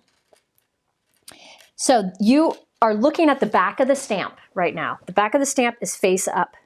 But see how the stamp is lined up with the printing on the guide, right? Now you take your jig. See how on the guide, hold on just a second. See how on the guide there is an X? And on the jig there is an X. Watch. You just take the guide with your stamp stuck to it, line up the guide X with the jig X. See how I'm lining the black X onto the white X. When you have it lined up, you just take your jig and put it right into the corner of your MISTI. Make sure it's lined up. So the stamp is there, back of the stamp is facing up. So I just make sure that X is lined up. Close the door, and that will grab the stamp. And I can take my guide and save it for the next time I want to use it. Now this stamp is perfectly positioned to stamp a bunch and rotate. All right, now onto this jig, I can put any size piece of cardstock I want. You could do 6 by 6 or a smaller one. I think I'll do a smaller one and make it so that the stamped image will end up being at the top, more towards the top center. So I'm gonna put my cardstock, let me show you the jig so you can see it better. I'm gonna put it center bottom. And there's grid lines to help with that. So it's like ish, centered bottom, right? So now the wreath will kind of go up towards the top center. And if you want it dead center, just put your cardstock in the dead center. Okay, so now it's time to stamp. All right, I'm gonna use Sprout first, all right? So ink up your stamp with your first ink, and then you stamp it. I'm gonna double stamp. I'm a double stamper, all right? So there you have, hold on, let me get those well. There you go, first impression. No, Mini MISTI is a little too tough to use this, and you could make your own jig and make it work in a Mini MISTI, but a regular MISTI is definitely the best. All right, so that's the first position. Now watch, I'm gonna take my jig and rotate it 1 turn and put it back in the corner. Now I'll take another color. Let's do lemongrass. This is gonna be like a zingy lemongrass color, like a yellowish green. And I'll stamp the same image, but I've rotated it. So look at that. Okay, there we go. So 2 different greens. You could do them all the same colors. If you wanted to, you could start with colored cardstock and do like darker colors and white on it. I've done lots of examples in the past. All right, we're gonna take it out, rotate it another turn. Let's do basil. Gosh, Michael. I love basil. I used to grow basil. But in crafting, I think of basil. Does anybody else remember basil cardstock? I don't even know if they're around anymore. Oh, did I turn it wrong? Oh, Am I doing it wrong? I don't know if I'm doing it wrong. Hold on, let me see. I think am I getting it wrong? Hold on, I gotta see. Maybe not. No, I gotta look at the picture. No. It's right. Hold on, I'm just looking. Oh, I think it's right. Am I doing it right? Should be right. Okay, now let's do parsley. Parsley is just a little bit lighter than basil. Okay. Whew. No, I think what did I do wrong? Maybe it is right. It's just looking funky to me. Just give me a second. It's looking a little funky to me. Did I do it right? It's right. Oh, here's a picture here I can look at. Oh, it's right. It's right. I just got it a little, it's fine. Okay, so there we go. Now that's the first turnabout. Okay, so you have the leaves. You could now put little flower die cuts on there, which would be fun. But what I'm gonna do is leave my cardstock there and come in with the flower turnabout. So this time, sorry, you know, sometimes you just, so I've got my flower image here. It says this side up, this is the guide. I'm gonna take the stamp, the flower stamp, and lay it down, lining it up. So I'm lining up the stamp face down with the black printing. Okay, so there we go. See how it's lined up with the black printing? Now,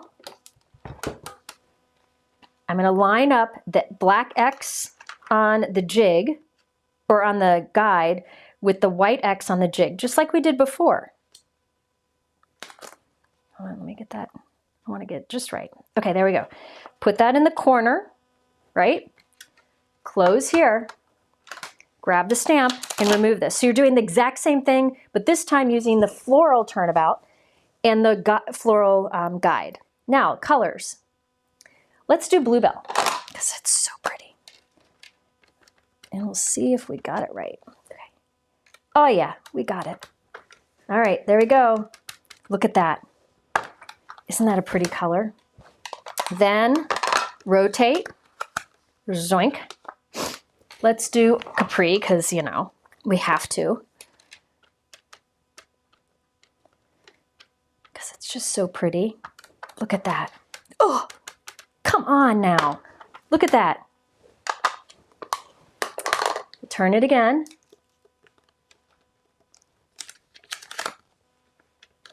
And this time, you guessed it. I'm gonna go Buttercup.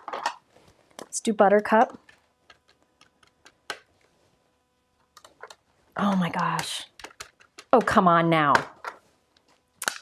Here's one I did off screen that is Bluebell, Capri, Aster, and Berry Kiss. So we could use either of them in the end. But I want to do a dark yellow now. So let's come in with, actually, let's come in with Clementine, which is an orange. What happened to the bottom of my Clementine? Did I turn it? No, I didn't turn it. Hold on. Always check to make sure you turned it first. You know you didn't turn it if when you lay it down, start to lay it down, you see it's landing on something you've already stamped. Okay, that's gorgeous. Look at that. And now you have this wonderful wreath. Isn't that pretty? Now, let me show you. So here are two. This one I just did on the center of 6x6 piece, but the cool thing is they have a die that'll cut it out. So you can just do it on a card panel, or you can use the die to cut it out. You just rotate it until, there we go. Okay, so that's one. That's one way to do a turnabout. Here's a closer look at what you get. Look at the detail of that. So you could do it really soft if you want to. Do bold. You can make it like a fall palette. You could do it like a winter palette. Let me show you how to do the exact same thing in a stamp wheel, because I really like stamp wheels especially for this. Yeah, I know this. I thought that was brilliant. Isn't it brilliant? And it would be so beautiful. In fact, I'll show it here. Let's start with Bluebell cardstock instead. Let me get a Bluebell. I think it's beautiful on a color cardstock too. I'll show you some ways you could do that. So this time I'm going to start with 6x6. You could do really whatever you want, but it gives me some flexibility. Because most turnabouts make a 6x6 background. This one's unique, it makes smaller. So that's why the jig is 6x6, and I usually start with 6x6 is because most turnabouts are big backgrounds. So I have my Stampwheel 2.0. The original Stampwheel works for this too, so you could definitely use that if you prefer. And I am following the grid that I have, in my Stampwheel to position my 6x6 panel in the center. So I'm just looking at those grids, trying to figure out centered. Joink, joink, joinkity joink. Let me see. Over 3. It's pretty easy to look at. Hold on. There we go. There we go. There we go. There we go. I usually put marks where a 6x6 would go on it, but it was on my other one. Okay, so you put your cardstock in the center. It could be shifted up, it could be smaller, it could be shifted down, but your stamping is going to happen dead center. Okay, so this is Concord and 9th Bluebell. It's beautiful. Now, the reason why a turnabout works so well with the Stampwheel is because, let me see if this will help see it better. Yeah, you can see a little better there. Because the Stampwheel has a grid on it. See that grid? So you don't need a jig. The difference between the original Stampwheel and Stampwheel 2.0, the side comes off here, so you can have a full piece of cardstock in there. And there's a few other little improvements, but if you got the first one, honestly, I think it's great. Okay, so we still will use the guide that comes with it right there, okay? And on one side of my grid, I'm gonna line it up and then I'll hold it up so you can see. There's a little plus mark here and then all of these lines going from the middle. I'm gonna line mine up with some of like an X here. So the black X lines up with just these marks that are etched on my Stampwheel door or lid or whatever you wanna call it. I'm gonna tape it down there. It says this side up, I'm taping on one side. Let me get some tape.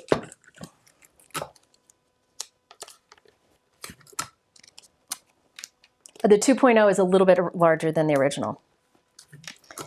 Okay, so hoping you can see. Can you see that the black X lines up with the grid lines? See?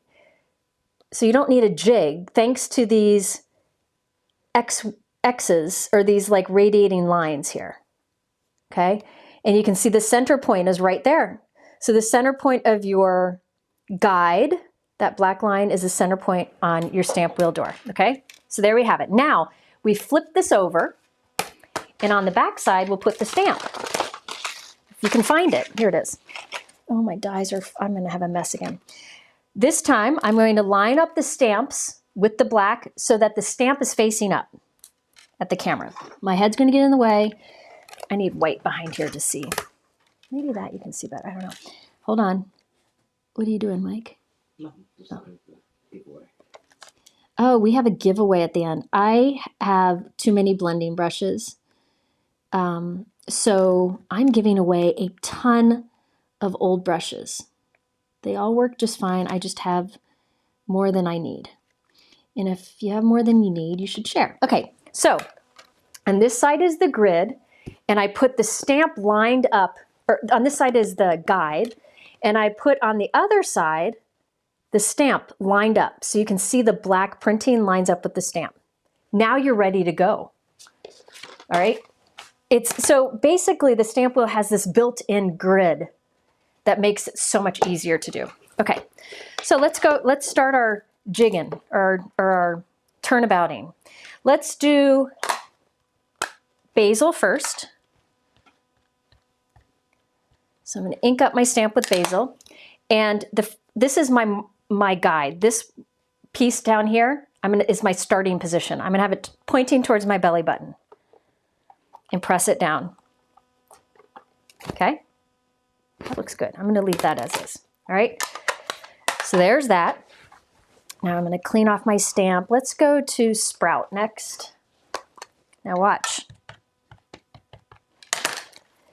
Last time I stamped it with this towards my belly button down here.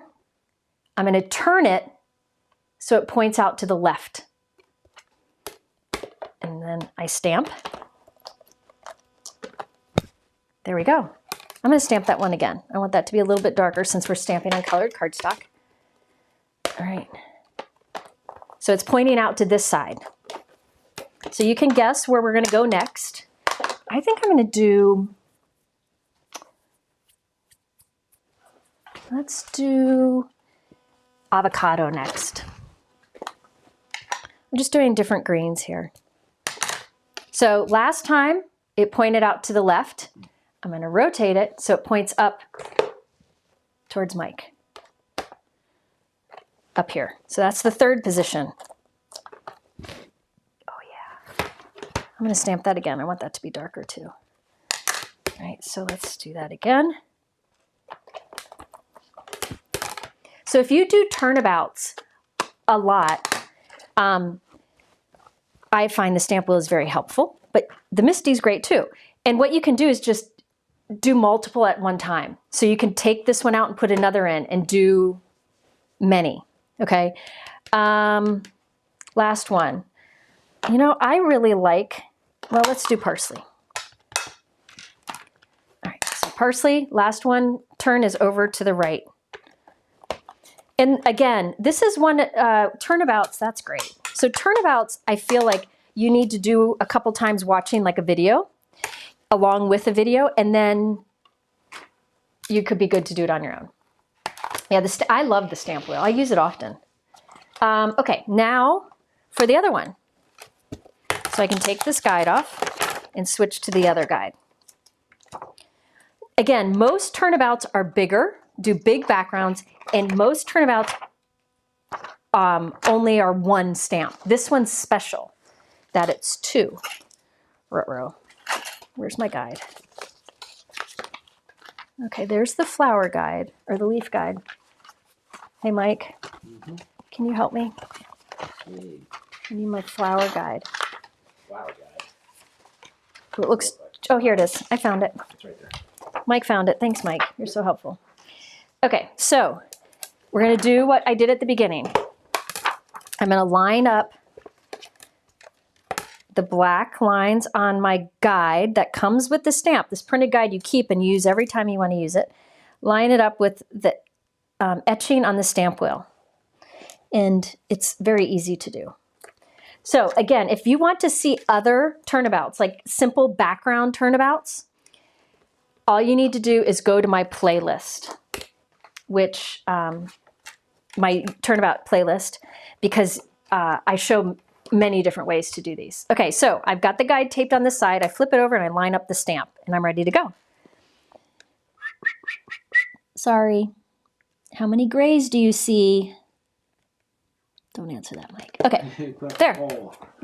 Don't put up a poll, Michael. Okay, that's how fast it is. So now let's do some stamping. I'm going to do Bluebell first. So this will be kind of tone on tone. First position I'll do pointing towards me. What's cool about this is you can get so many different looks. Oh my gosh. Oh my gosh. Really, Mike? I'm going to double stamp that. So I'm just putting it back in the same position. Oh, I can take this guide off. It doesn't need to be there while you're stamping. Look at that. Holy smokes. Okay. Now the next one I'm going to do Capri. Darker blue. So this time I'm pointing off to the left. So that's just I turned it. Oh my gosh. Oh my gosh. I'm in love. Now, I think I'm going to do the third Turnabout Bluebell again. I want more Bluebell. I like the Bluebell. So my first and third, I'm doing Bluebell. It just, you don't have to do different colors on every one. This time it's pointing away from me. I just want a lot of that Bluebell. I like it. Look at that. Oh, for pity's sake. But we're going to pop this in a moment. You're going to see some things to do. Now, clean this off because the last one I want to do is white. So grab a white pigment ink. Like one of the turns you could do like gold embossing. You could do all kinds of things. The last one is pointing, this guide marker here that I put on here points to the right. Oh, for pity's sake. Now white, remember, white you got to do a few times to make it more opaque. Oh my gosh. Oh, I should have done more white. That's so pretty. Oh my gosh. I'm going to cry. It like glows. I'll show you in a minute, but it glows. I should have done 2 turns of the white because it's really pretty. You could dust Perfect Pearl powder on this too to make it a little shiny. I'm not going to because I want to save time, but come on. Mike, isn't that pretty? Yep. Now I mentioned, let me clean that stamp off. I mentioned that the white and silver gel pen, or the white acrylic markers are on sale at Altenew. Mike will put the link to the acrylic marker set. Can you put that in the chat again? Altenew acrylic marker set.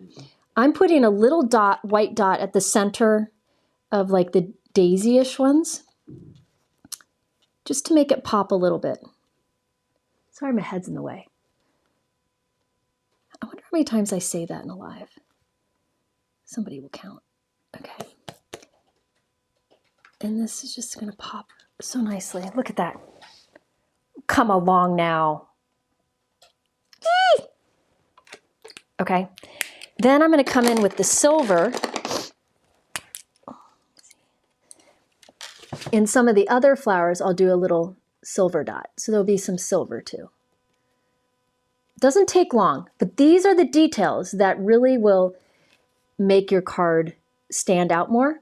Now listen, not everybody, that was supposed to be white. Not everybody likes these details, so you totally could skip them. But this is, if you are like me and like the details, this is the stuff that really will step it up. And also, for me, it brings me more joy when I craft, like to really bring things to life like this. I will show you in just a minute. So I did some silver centers and some white centers. Hold on. Isn't that pretty? Oh, come along now. That is beautiful. In the Misty, I happen to use 4 1/4 by 5 1/2, but you could put any size on there up to 6 by 6. The jig thing that I did in the, you can make your own jig, by the way. You can take a 6 by 6 piece of cardstock. I'll show you how to make your own jig. And I've showed this in some of my other videos. If you don't have the jig, you can make your own by putting an X on your cardstock, on a 6 by 6 piece of cardstock. And then, remember how I used the X on the jig to line up with this X in my Misty? You just do it with this instead. And then when it's time to, once you have it all lined up, when it's time to stamp, flip it over and stamp on the other side. So you don't have to use a jig. The jig didn't come out right away, so there are definitely ways to do it without the jig. Okay, that is really pretty. I'm not sure what I want to do with it because it's really pretty. So I've got a few here. This one I want to cut out. I don't know that I want to cut that one out. I'm going to ask you all.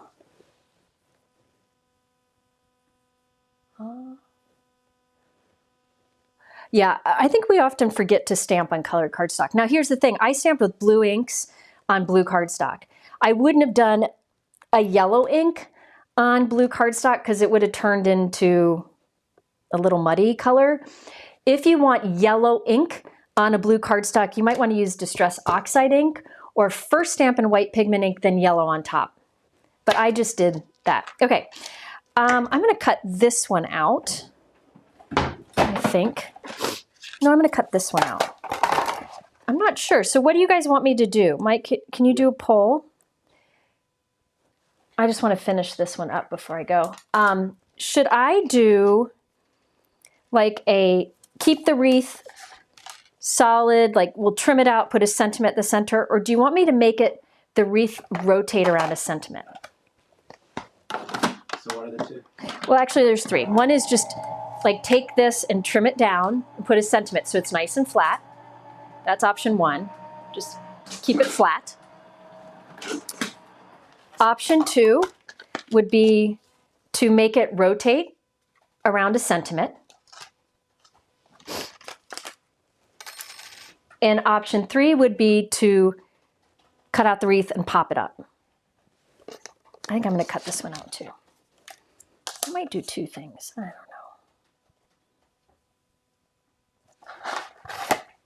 know. The blue is the best. I agree. Let's see. Let me get my... You know, hold on. Kristina has new square thin frames, which would be probably perfect around the wreath. And you could make a square card. But then there's also, so I can make it a square card, but then there's the option of like doing, like you could cut it so it's like off, cut it like that in the sentiment so that it's like off the side, or you could cut it, you know, so it's top center, kind of like this off, maybe up to the top. So it would be cut there and the sentiment there, flat like that. People want me to rotate it. Okay, I'll do one, how about I don't want to cut the blue. I really like the blue. I'll make this one rotate and cut this one out off center. All right, so let's cut this one off center.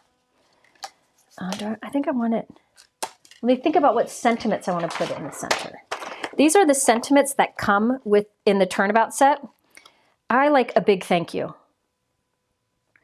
I use thank you notes a lot. I like that one also that says, I hope you find some joy today, but I'm going to use a big thank you. I'm going to use it on both just to keep things simple. But now I have to find, yes. The die set for the Turnabout comes with the die that cuts out the wreath, right? And it also comes with the words lovely and sweet.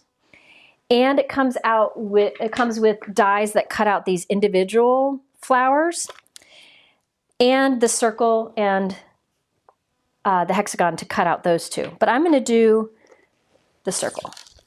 So I don't have to look for a circle die. It comes with the perfect circle die. All right. Everything's stuck to everything. So this one, I think, yeah, I'm going to do it like up in the top corner, like towards the top, and so the sentiment will be up there. I like it off kilter like that. And I'm using the thin frame die set from Kristina. So it's like that. Yeah, let's cut that out. Get a card base. And then I'll do the spinning one. The spinning one won't take long, believe it or not. Is it time for a drink, Mike, yet? Sweet. Close. It's not 5? Yeah, it's 5. It's 5. Mike says I can't have my cocktail yet because I'm here with you guys. Every party has a pooper. Look at that. Now, I'm not done. Got a frame. I'm going to do, I think I've cut up all my Capri. I'm almost gone through the pack of Capri, and I've only been using it since Thursday. That's how much I like it. Whenever I start a new piece of cardstock, I cut it in half, and then one of those halves I cut in half again. That way I have nice size scraps that I can use for something else. Okay, so I'm going to use that same thin frame die and cut from Capri. Silver might be prettier, we'll see. Oh, I could use the other frames too. Oh, see, Sylvia says it's cocktail hour now, Mike. Okay. It's ignoring me. Okay, so I've got, I don't have any wine. Wish I did. Okay. Yeah, see? He's harsh, he is. Okay, so that will look nice. You could do silver too, but I'm gonna go with the Capri. I can also use, I could, if I wanted to, I could add a silver frame too from the detailed frames, but I think I'm gonna do white. Remember how on my other card I did a gold on the outside, but I think I'm gonna do a white. So it's a little bit of interest, but not distracting. Okay, let's see here. I will do the rotating one, I promise. Look at, there's a little butterfly body that came out of nowhere. So this, I think I'll do white with Capri ink. So let me get a scrap of white out here.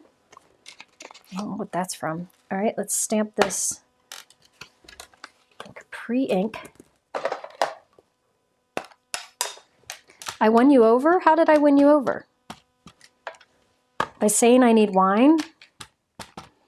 My accountant texted me this morning and she told me I should have wine because of taxes. Okay, look at that. Look how nice that stamps. Now, whenever I stamp a sentiment with like a juicy ink pad, I do like to heat set it right away so it doesn't feather. This ink shouldn't, but just to be careful.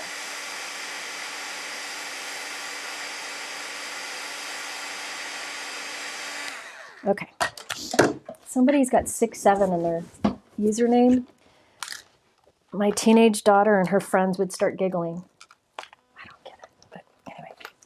Okay. Almost done with this one, I promise. So this is the sentiment from the Turnabout stamp set and the die from the coordinating Turnabout stamp set, die set, I mean. And that's going to go right in the center of the wreath. But you could put something else there. I mean, it doesn't have to be at that circle, but I like the circle fits in there. Carol, thank you so much. Thank you. Okay, so here we go. Look at that. Look at that. Silver heat embossed would be lovely too. I'm just running out of steam here. Yeah. Okay. So first of all, let me put this circle away because I don't want to lose that. Okay. And this goes in here. So I have an A2 card base. Okay. Around the outside edge, I'll put glue. And I'm going to lay onto that a white cardstock frame that I created from the Kristina A2 detail frame die set, which you saw me use on the last card. Okay. So it just adds a little interest, but it's not too distracting, right? So I love adding details to cards like this that are subtle. They're tone on tone kind of thing. Now let's do, I'm just going to use this because this one's, what's wrong with it? Oh, no, it's fine. Let's put adhesive on the back of that. I'll put this in the center, center-ish. Okay. Then I will run, that's not straight. Good enough. Watch how easy it is to run just a thin line around the outside edge. Just run it right along the edge. And then this was using the thin frame.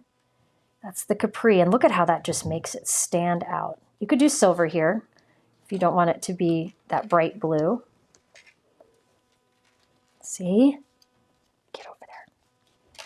So let's push all that in. Hold on. Push it right against the edge. There we go. Oh my gosh, that's so pretty. See? And I'll probably, I think I want more of that Capri. I want more layers. I have ink all over my hands. I'm just getting little ink spots. Oh, wasn't dry. Boogers. There we go. but I do want more of that capri. So I'm going to cut more frames because I'm crazy. But where did I put it? Here we go. You guys, I need a gremlin to clean up as I go. Okay. Meanwhile, I'll use that circle die to cut a few more to pop up the center, and then we'll do the spinning one real quick.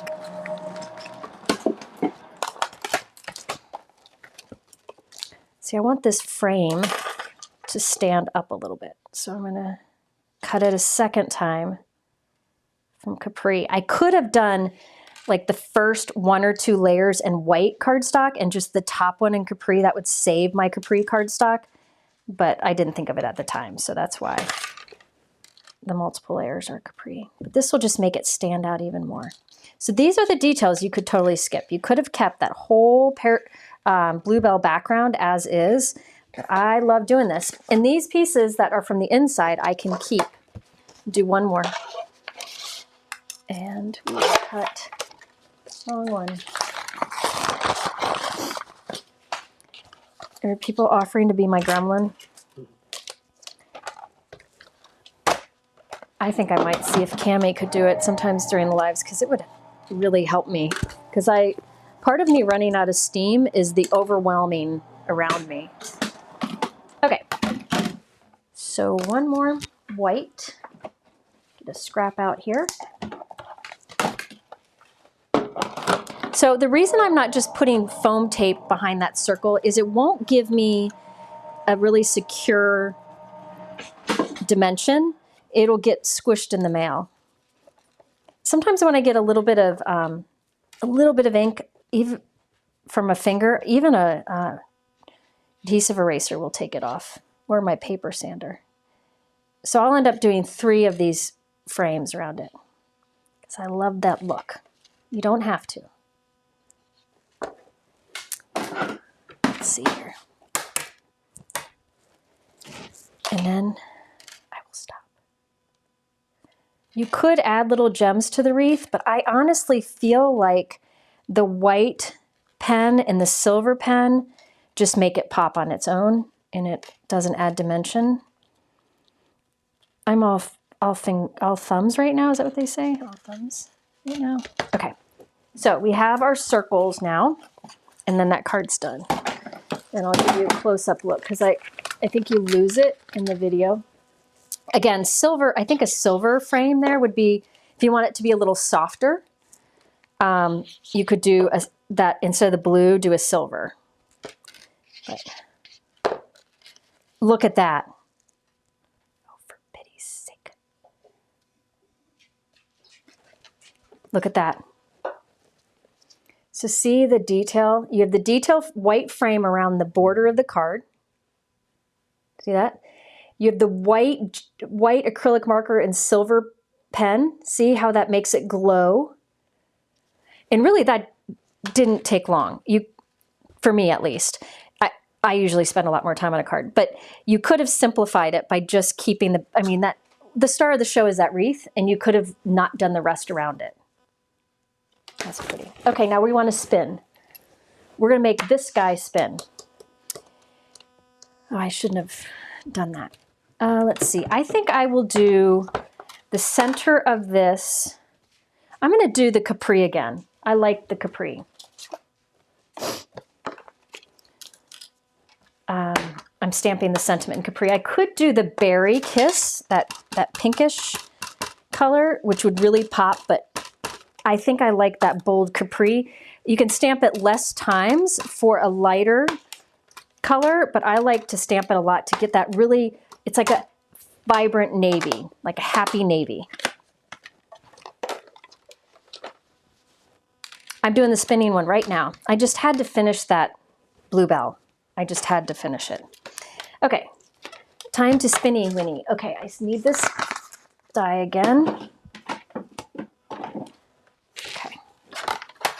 By the way, if you have the Empress, I don't use my magnetic, or the shim until this is really worn.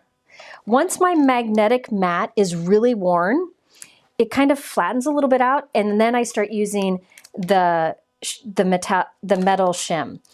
Don't use the metal shim like right away, because it'll just wear out your plate faster, your magnetic plate faster. I don't know where oh, it's over on the other side, whatever. Okay, this I want to put on a white background. I just think that will be nice. I could add some interest to the white background, but I don't think I'm going to. I think just to keep things simple. See how nice that is there? I cut a couple more of the circles, and let me think. Let me think. No, I don't think. Maybe I'll make this a 5x7. Oops, fail. Maybe I'll make this a 5x7 card. That could be fun. I'll use Kristina's 5x7 detailed frame dies. So these are the same as what I used, but in 5x7. So it could be like top center that. I don't know. I think that might get in the way of the spinny winny. Yeah. Do I want to do that? I'm going to do 5x7 for all you 5x7ers out there. Okay. There, I've got my circles cut. My sentiment. Let me stack that up.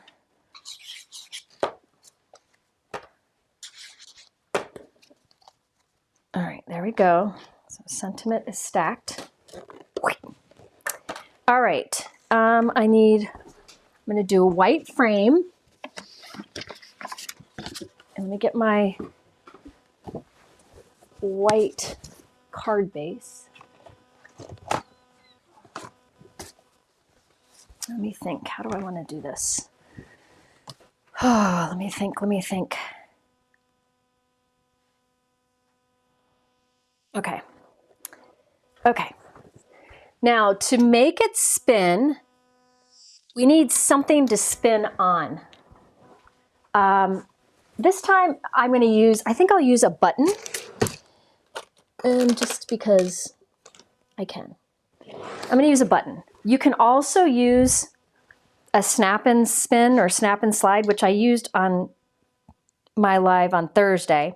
But I want to show you can just use a button. Zoom in a little bit, sure. You can use a button, or you could use like a circle foam.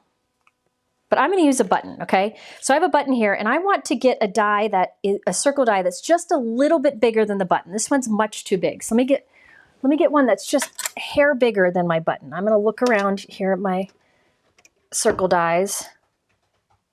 I think this is bigger. I think I might have to cut it to find out. Hold on. Hold, please. Let's try it. Let's see if this one, I'm going to try it. So I found a circle die here. I'm going to put it at the center of my wreath. See, now I'm zoomed in too much. Hold on. Sorry. Okay. I put a circle die at the center of my wreath. My circle die, I'm hoping, is just a hair bigger than my button. All right. It doesn't have to be super close, but I like to get it close so there's less wiggling. So let's see. That's too tight. So I need a little bit bigger circle. Let me find one. I like to get it just right. Just right. Actually, I think let's go with this one. It's quite a bit bigger, but it'll be just fine. Is that my text or yours? Yours.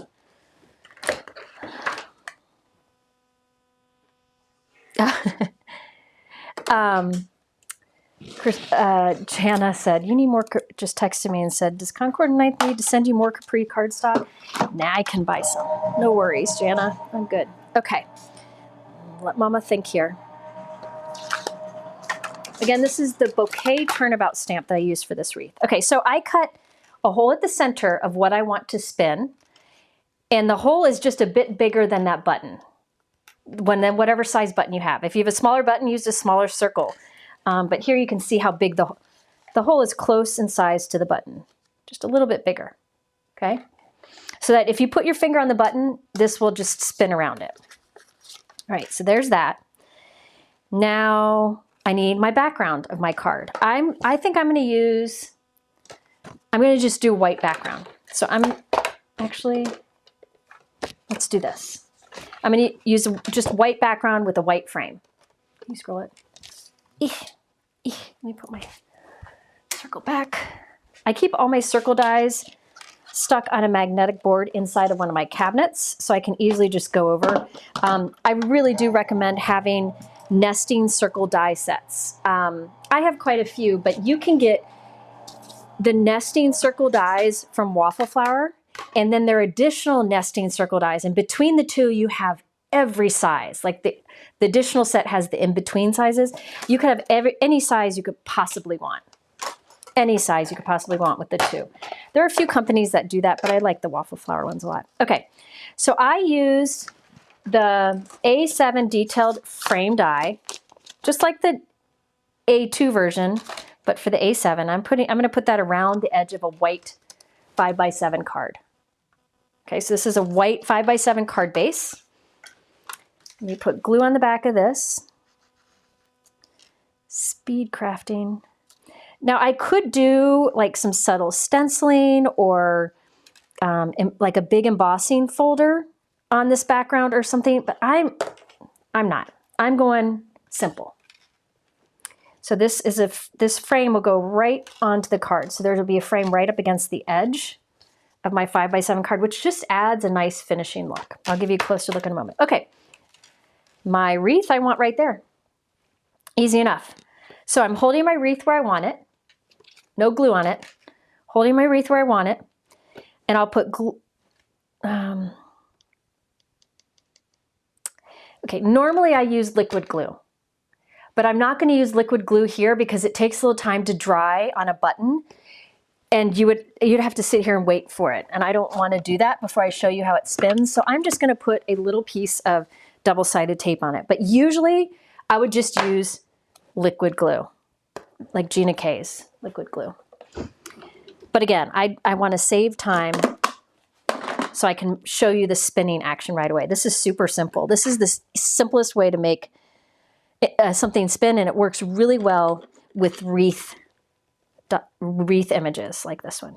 Okay, so I put some double-sided tape on the back of my circle button, and I'm going to lay it right into the center of that hole that we have on our wreath. Okay, so see how there's just a button glued right there to our card. Then you put your wreath on it, but don't glue the wreath down. You're just going to lay it on there. Okay, you know what? You could stack a few wreaths, up to you, but I'm not going to. All right, so now this is easy. I put some adhesive on the top of the button. Again, I would normally use liquid glue, but I don't want to take the time for it to dry because liquid glue takes longer to dry on the buttons. Okay, now, so there's adhesive there. I'm going to put my sentiment right onto that button, and then it spins. Simple. And now the fact that it's spinning isn't what's fun about it. It kind of moves on its own. So when they take it out of the envelope, they'll see that it moves freely, and you can just spin it. Okay? And see how that little white frame just adds interest to the outside edge. Now, I haven't done any details on this one. I will probably go through and add some silver dots with that silver metallic pen from Altenew. That, remember, is on sale big time right now. I think somebody said they were 40% off. Did you add those to the supply list at the top, Mike? The Altenew pens and markers? Yep. Below in the description? Well, that's black and silver. I can add the other. Okay. Mike is going to add the white acrylic marker and the silver and gold markers that I like. He's going to add it to the top of the supply list in the YouTube description. You'll just have to refresh the page to see it. That's already there. Yeah. The silver and gold. The silver and gold is already there. But it's just something fun, right? So, two different kind of cards with the same turnabout. Isn't that fun? Okay. There we go. So let me show you what I've got. I actually finished my cards today. Again, I might add, you know what else you could do here? I could go in with a yellow pen and do little dots at the center of the daisies. So a little bit of yellow. See, these are the little things that I enjoy doing. And it's not for everybody. If you've never tried doing little details like that on your card, try it. It might be something you enjoy, or it might be something where you're like, it's not for me, it's not worth it. There's really no right or wrong way. I still have another wreath I can use too. But anyway, beep, beep. Now I do have a giveaway, and it is a giant box of blending brushes that most of them have been loved. Some of them haven't been loved yet, but they all still work great. It's a variety of different ones that I've gotten from different companies or bought from different companies. If you want to be eligible to win that box, leave a comment in the chat. If you've left a comment in the chat, you're good. He's going to pick somebody in a few minutes. I just want to give you time to leave a comment if you've just been lurking, which is totally fine. Okay, so you could see how an embossing folder would be really pretty in the background there. Oh, the mess I have. So there's the first card. And then I can put out, oh, we got our backgrounds. Oh, that red really turned out cool, didn't it? So, I mean, I can do the exact same design with this, which I'm going to have to do because I don't want these to go to waste. I might not ink this one or stencil this one. You know what I might do on this? Not stencil the flowers, but put the one stencil on that is the flower center and use like solar paste, gold solar paste on it. So the flowers and stems are white, but just the flower centers have gold. Lots of things you can do. Okay, so we've got these. And then from my other live, I have these. So these are all from the new Kristina and Concord and 9th collections. I hadn't gotten to do a live with new Concord and 9th and Kristina stuff in a couple months because life, you know. And they're always so understanding when I can't. So this was really nice to be able to do a bunch with it. Yeah, this was fun. I hope it was fun for you. Okay, do you want to let me, here's the box of brushes. They're just thrown in here right now. We'll make it better, but I mean, there's a ton in here. There's tons of different kinds of brushes and holders. It's a ton. It's a deep box too. So somebody will get that. What are you doing? Oh, what were you trying to do? Oh, gotcha. He was trying to hide my address. Hopefully he did. All right. There we go. Not that it matters, but yeah, it doesn't matter. Try to do stuff like that. I know. I get that. Okay. All right. So Mike is going to pick a winner of all those brushes, and then this is the point where I go and I sit on my bed and I watch something like Traders, and I don't want to talk to anybody for an hour. But oh, Big Reds game's on. Watch that. We're winning? We never win. I said we're winning, and Mike goes, yeah, I don't know what happened. We never win. Yeah. So, and then I regret not cleaning it up and taking pictures right away, but someday I'll get there. Someday. I do want to finish these two. I'll do that in the morning. Before Mike picks a winner, you picking one, Mike? Yep. Okay. He's going to pick one in a second, but before that, I do want to mention I have a live tomorrow, and it's a pretty big one. It's using Altenew. It is a special one because they are celebrating their 12th year, and they have a site-wide % off for my readers or for my viewers. So I will share that information tomorrow. I will be live at 3 o'clock. I've already got all the cards planned because I was supposed to do it a few days ago, and I needed to be with Lila instead, so I moved it to tomorrow. So I have multiple cards planned for tomorrow, and it's a good variety of stuff. I am doing some inking techniques, doing some shaped card things, lots of stuff. So I'm really excited about that live, and I hope you can join me, and that's tomorrow at 3. And then I have some big ones coming up this week too. A lot of good stuff because this industry has lots of good people in it. Okay, Mike, do you have a winner? Yes, I do. The winner of my extra blending brushes and storage units is who? Karen Henry. Karen Henry. Karen, you are the winner.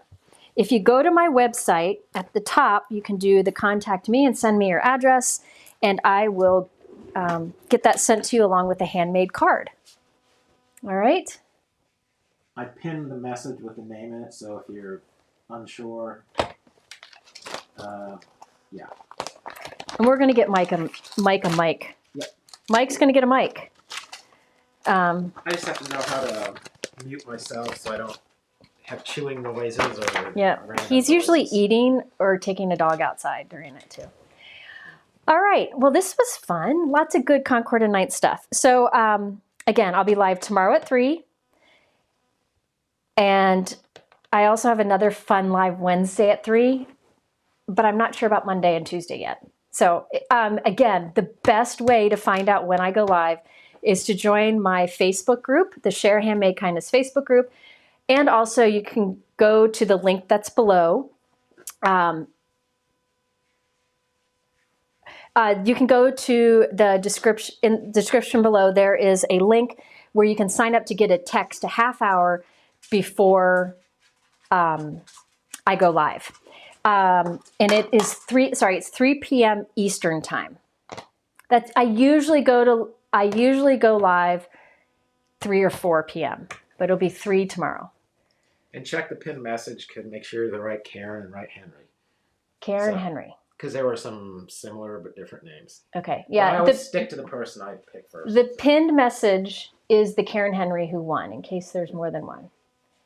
I think that's it. Okay, so I will be back tomorrow at 3 p.m. And yeah, the text notification is really helpful. And I promise I do not give your number out. I only text when I'm about to go live or if there's like a big sale, which is rare. Anybody who's signed up for my text will tell you that I'm very respectful with it. And I don't text early in the morning. It doesn't work with overseas though, because of time things. The company doesn't do overseas texts. All right. It's very limited. Yeah. It's mainly U.S. and Canada with some other places. And that's not our restriction, it's theirs. There you go. All right. Who said that? Somebody just said they have Wednesday's chemo day. Well, I hope you can watch and get some joy from it. Be praying for you. Yep. All right. Thank you all for being here. And I will see you again tomorrow, 3 p.m. Eastern. Bye. All right, I got it. He's not ready. Nope, not ready.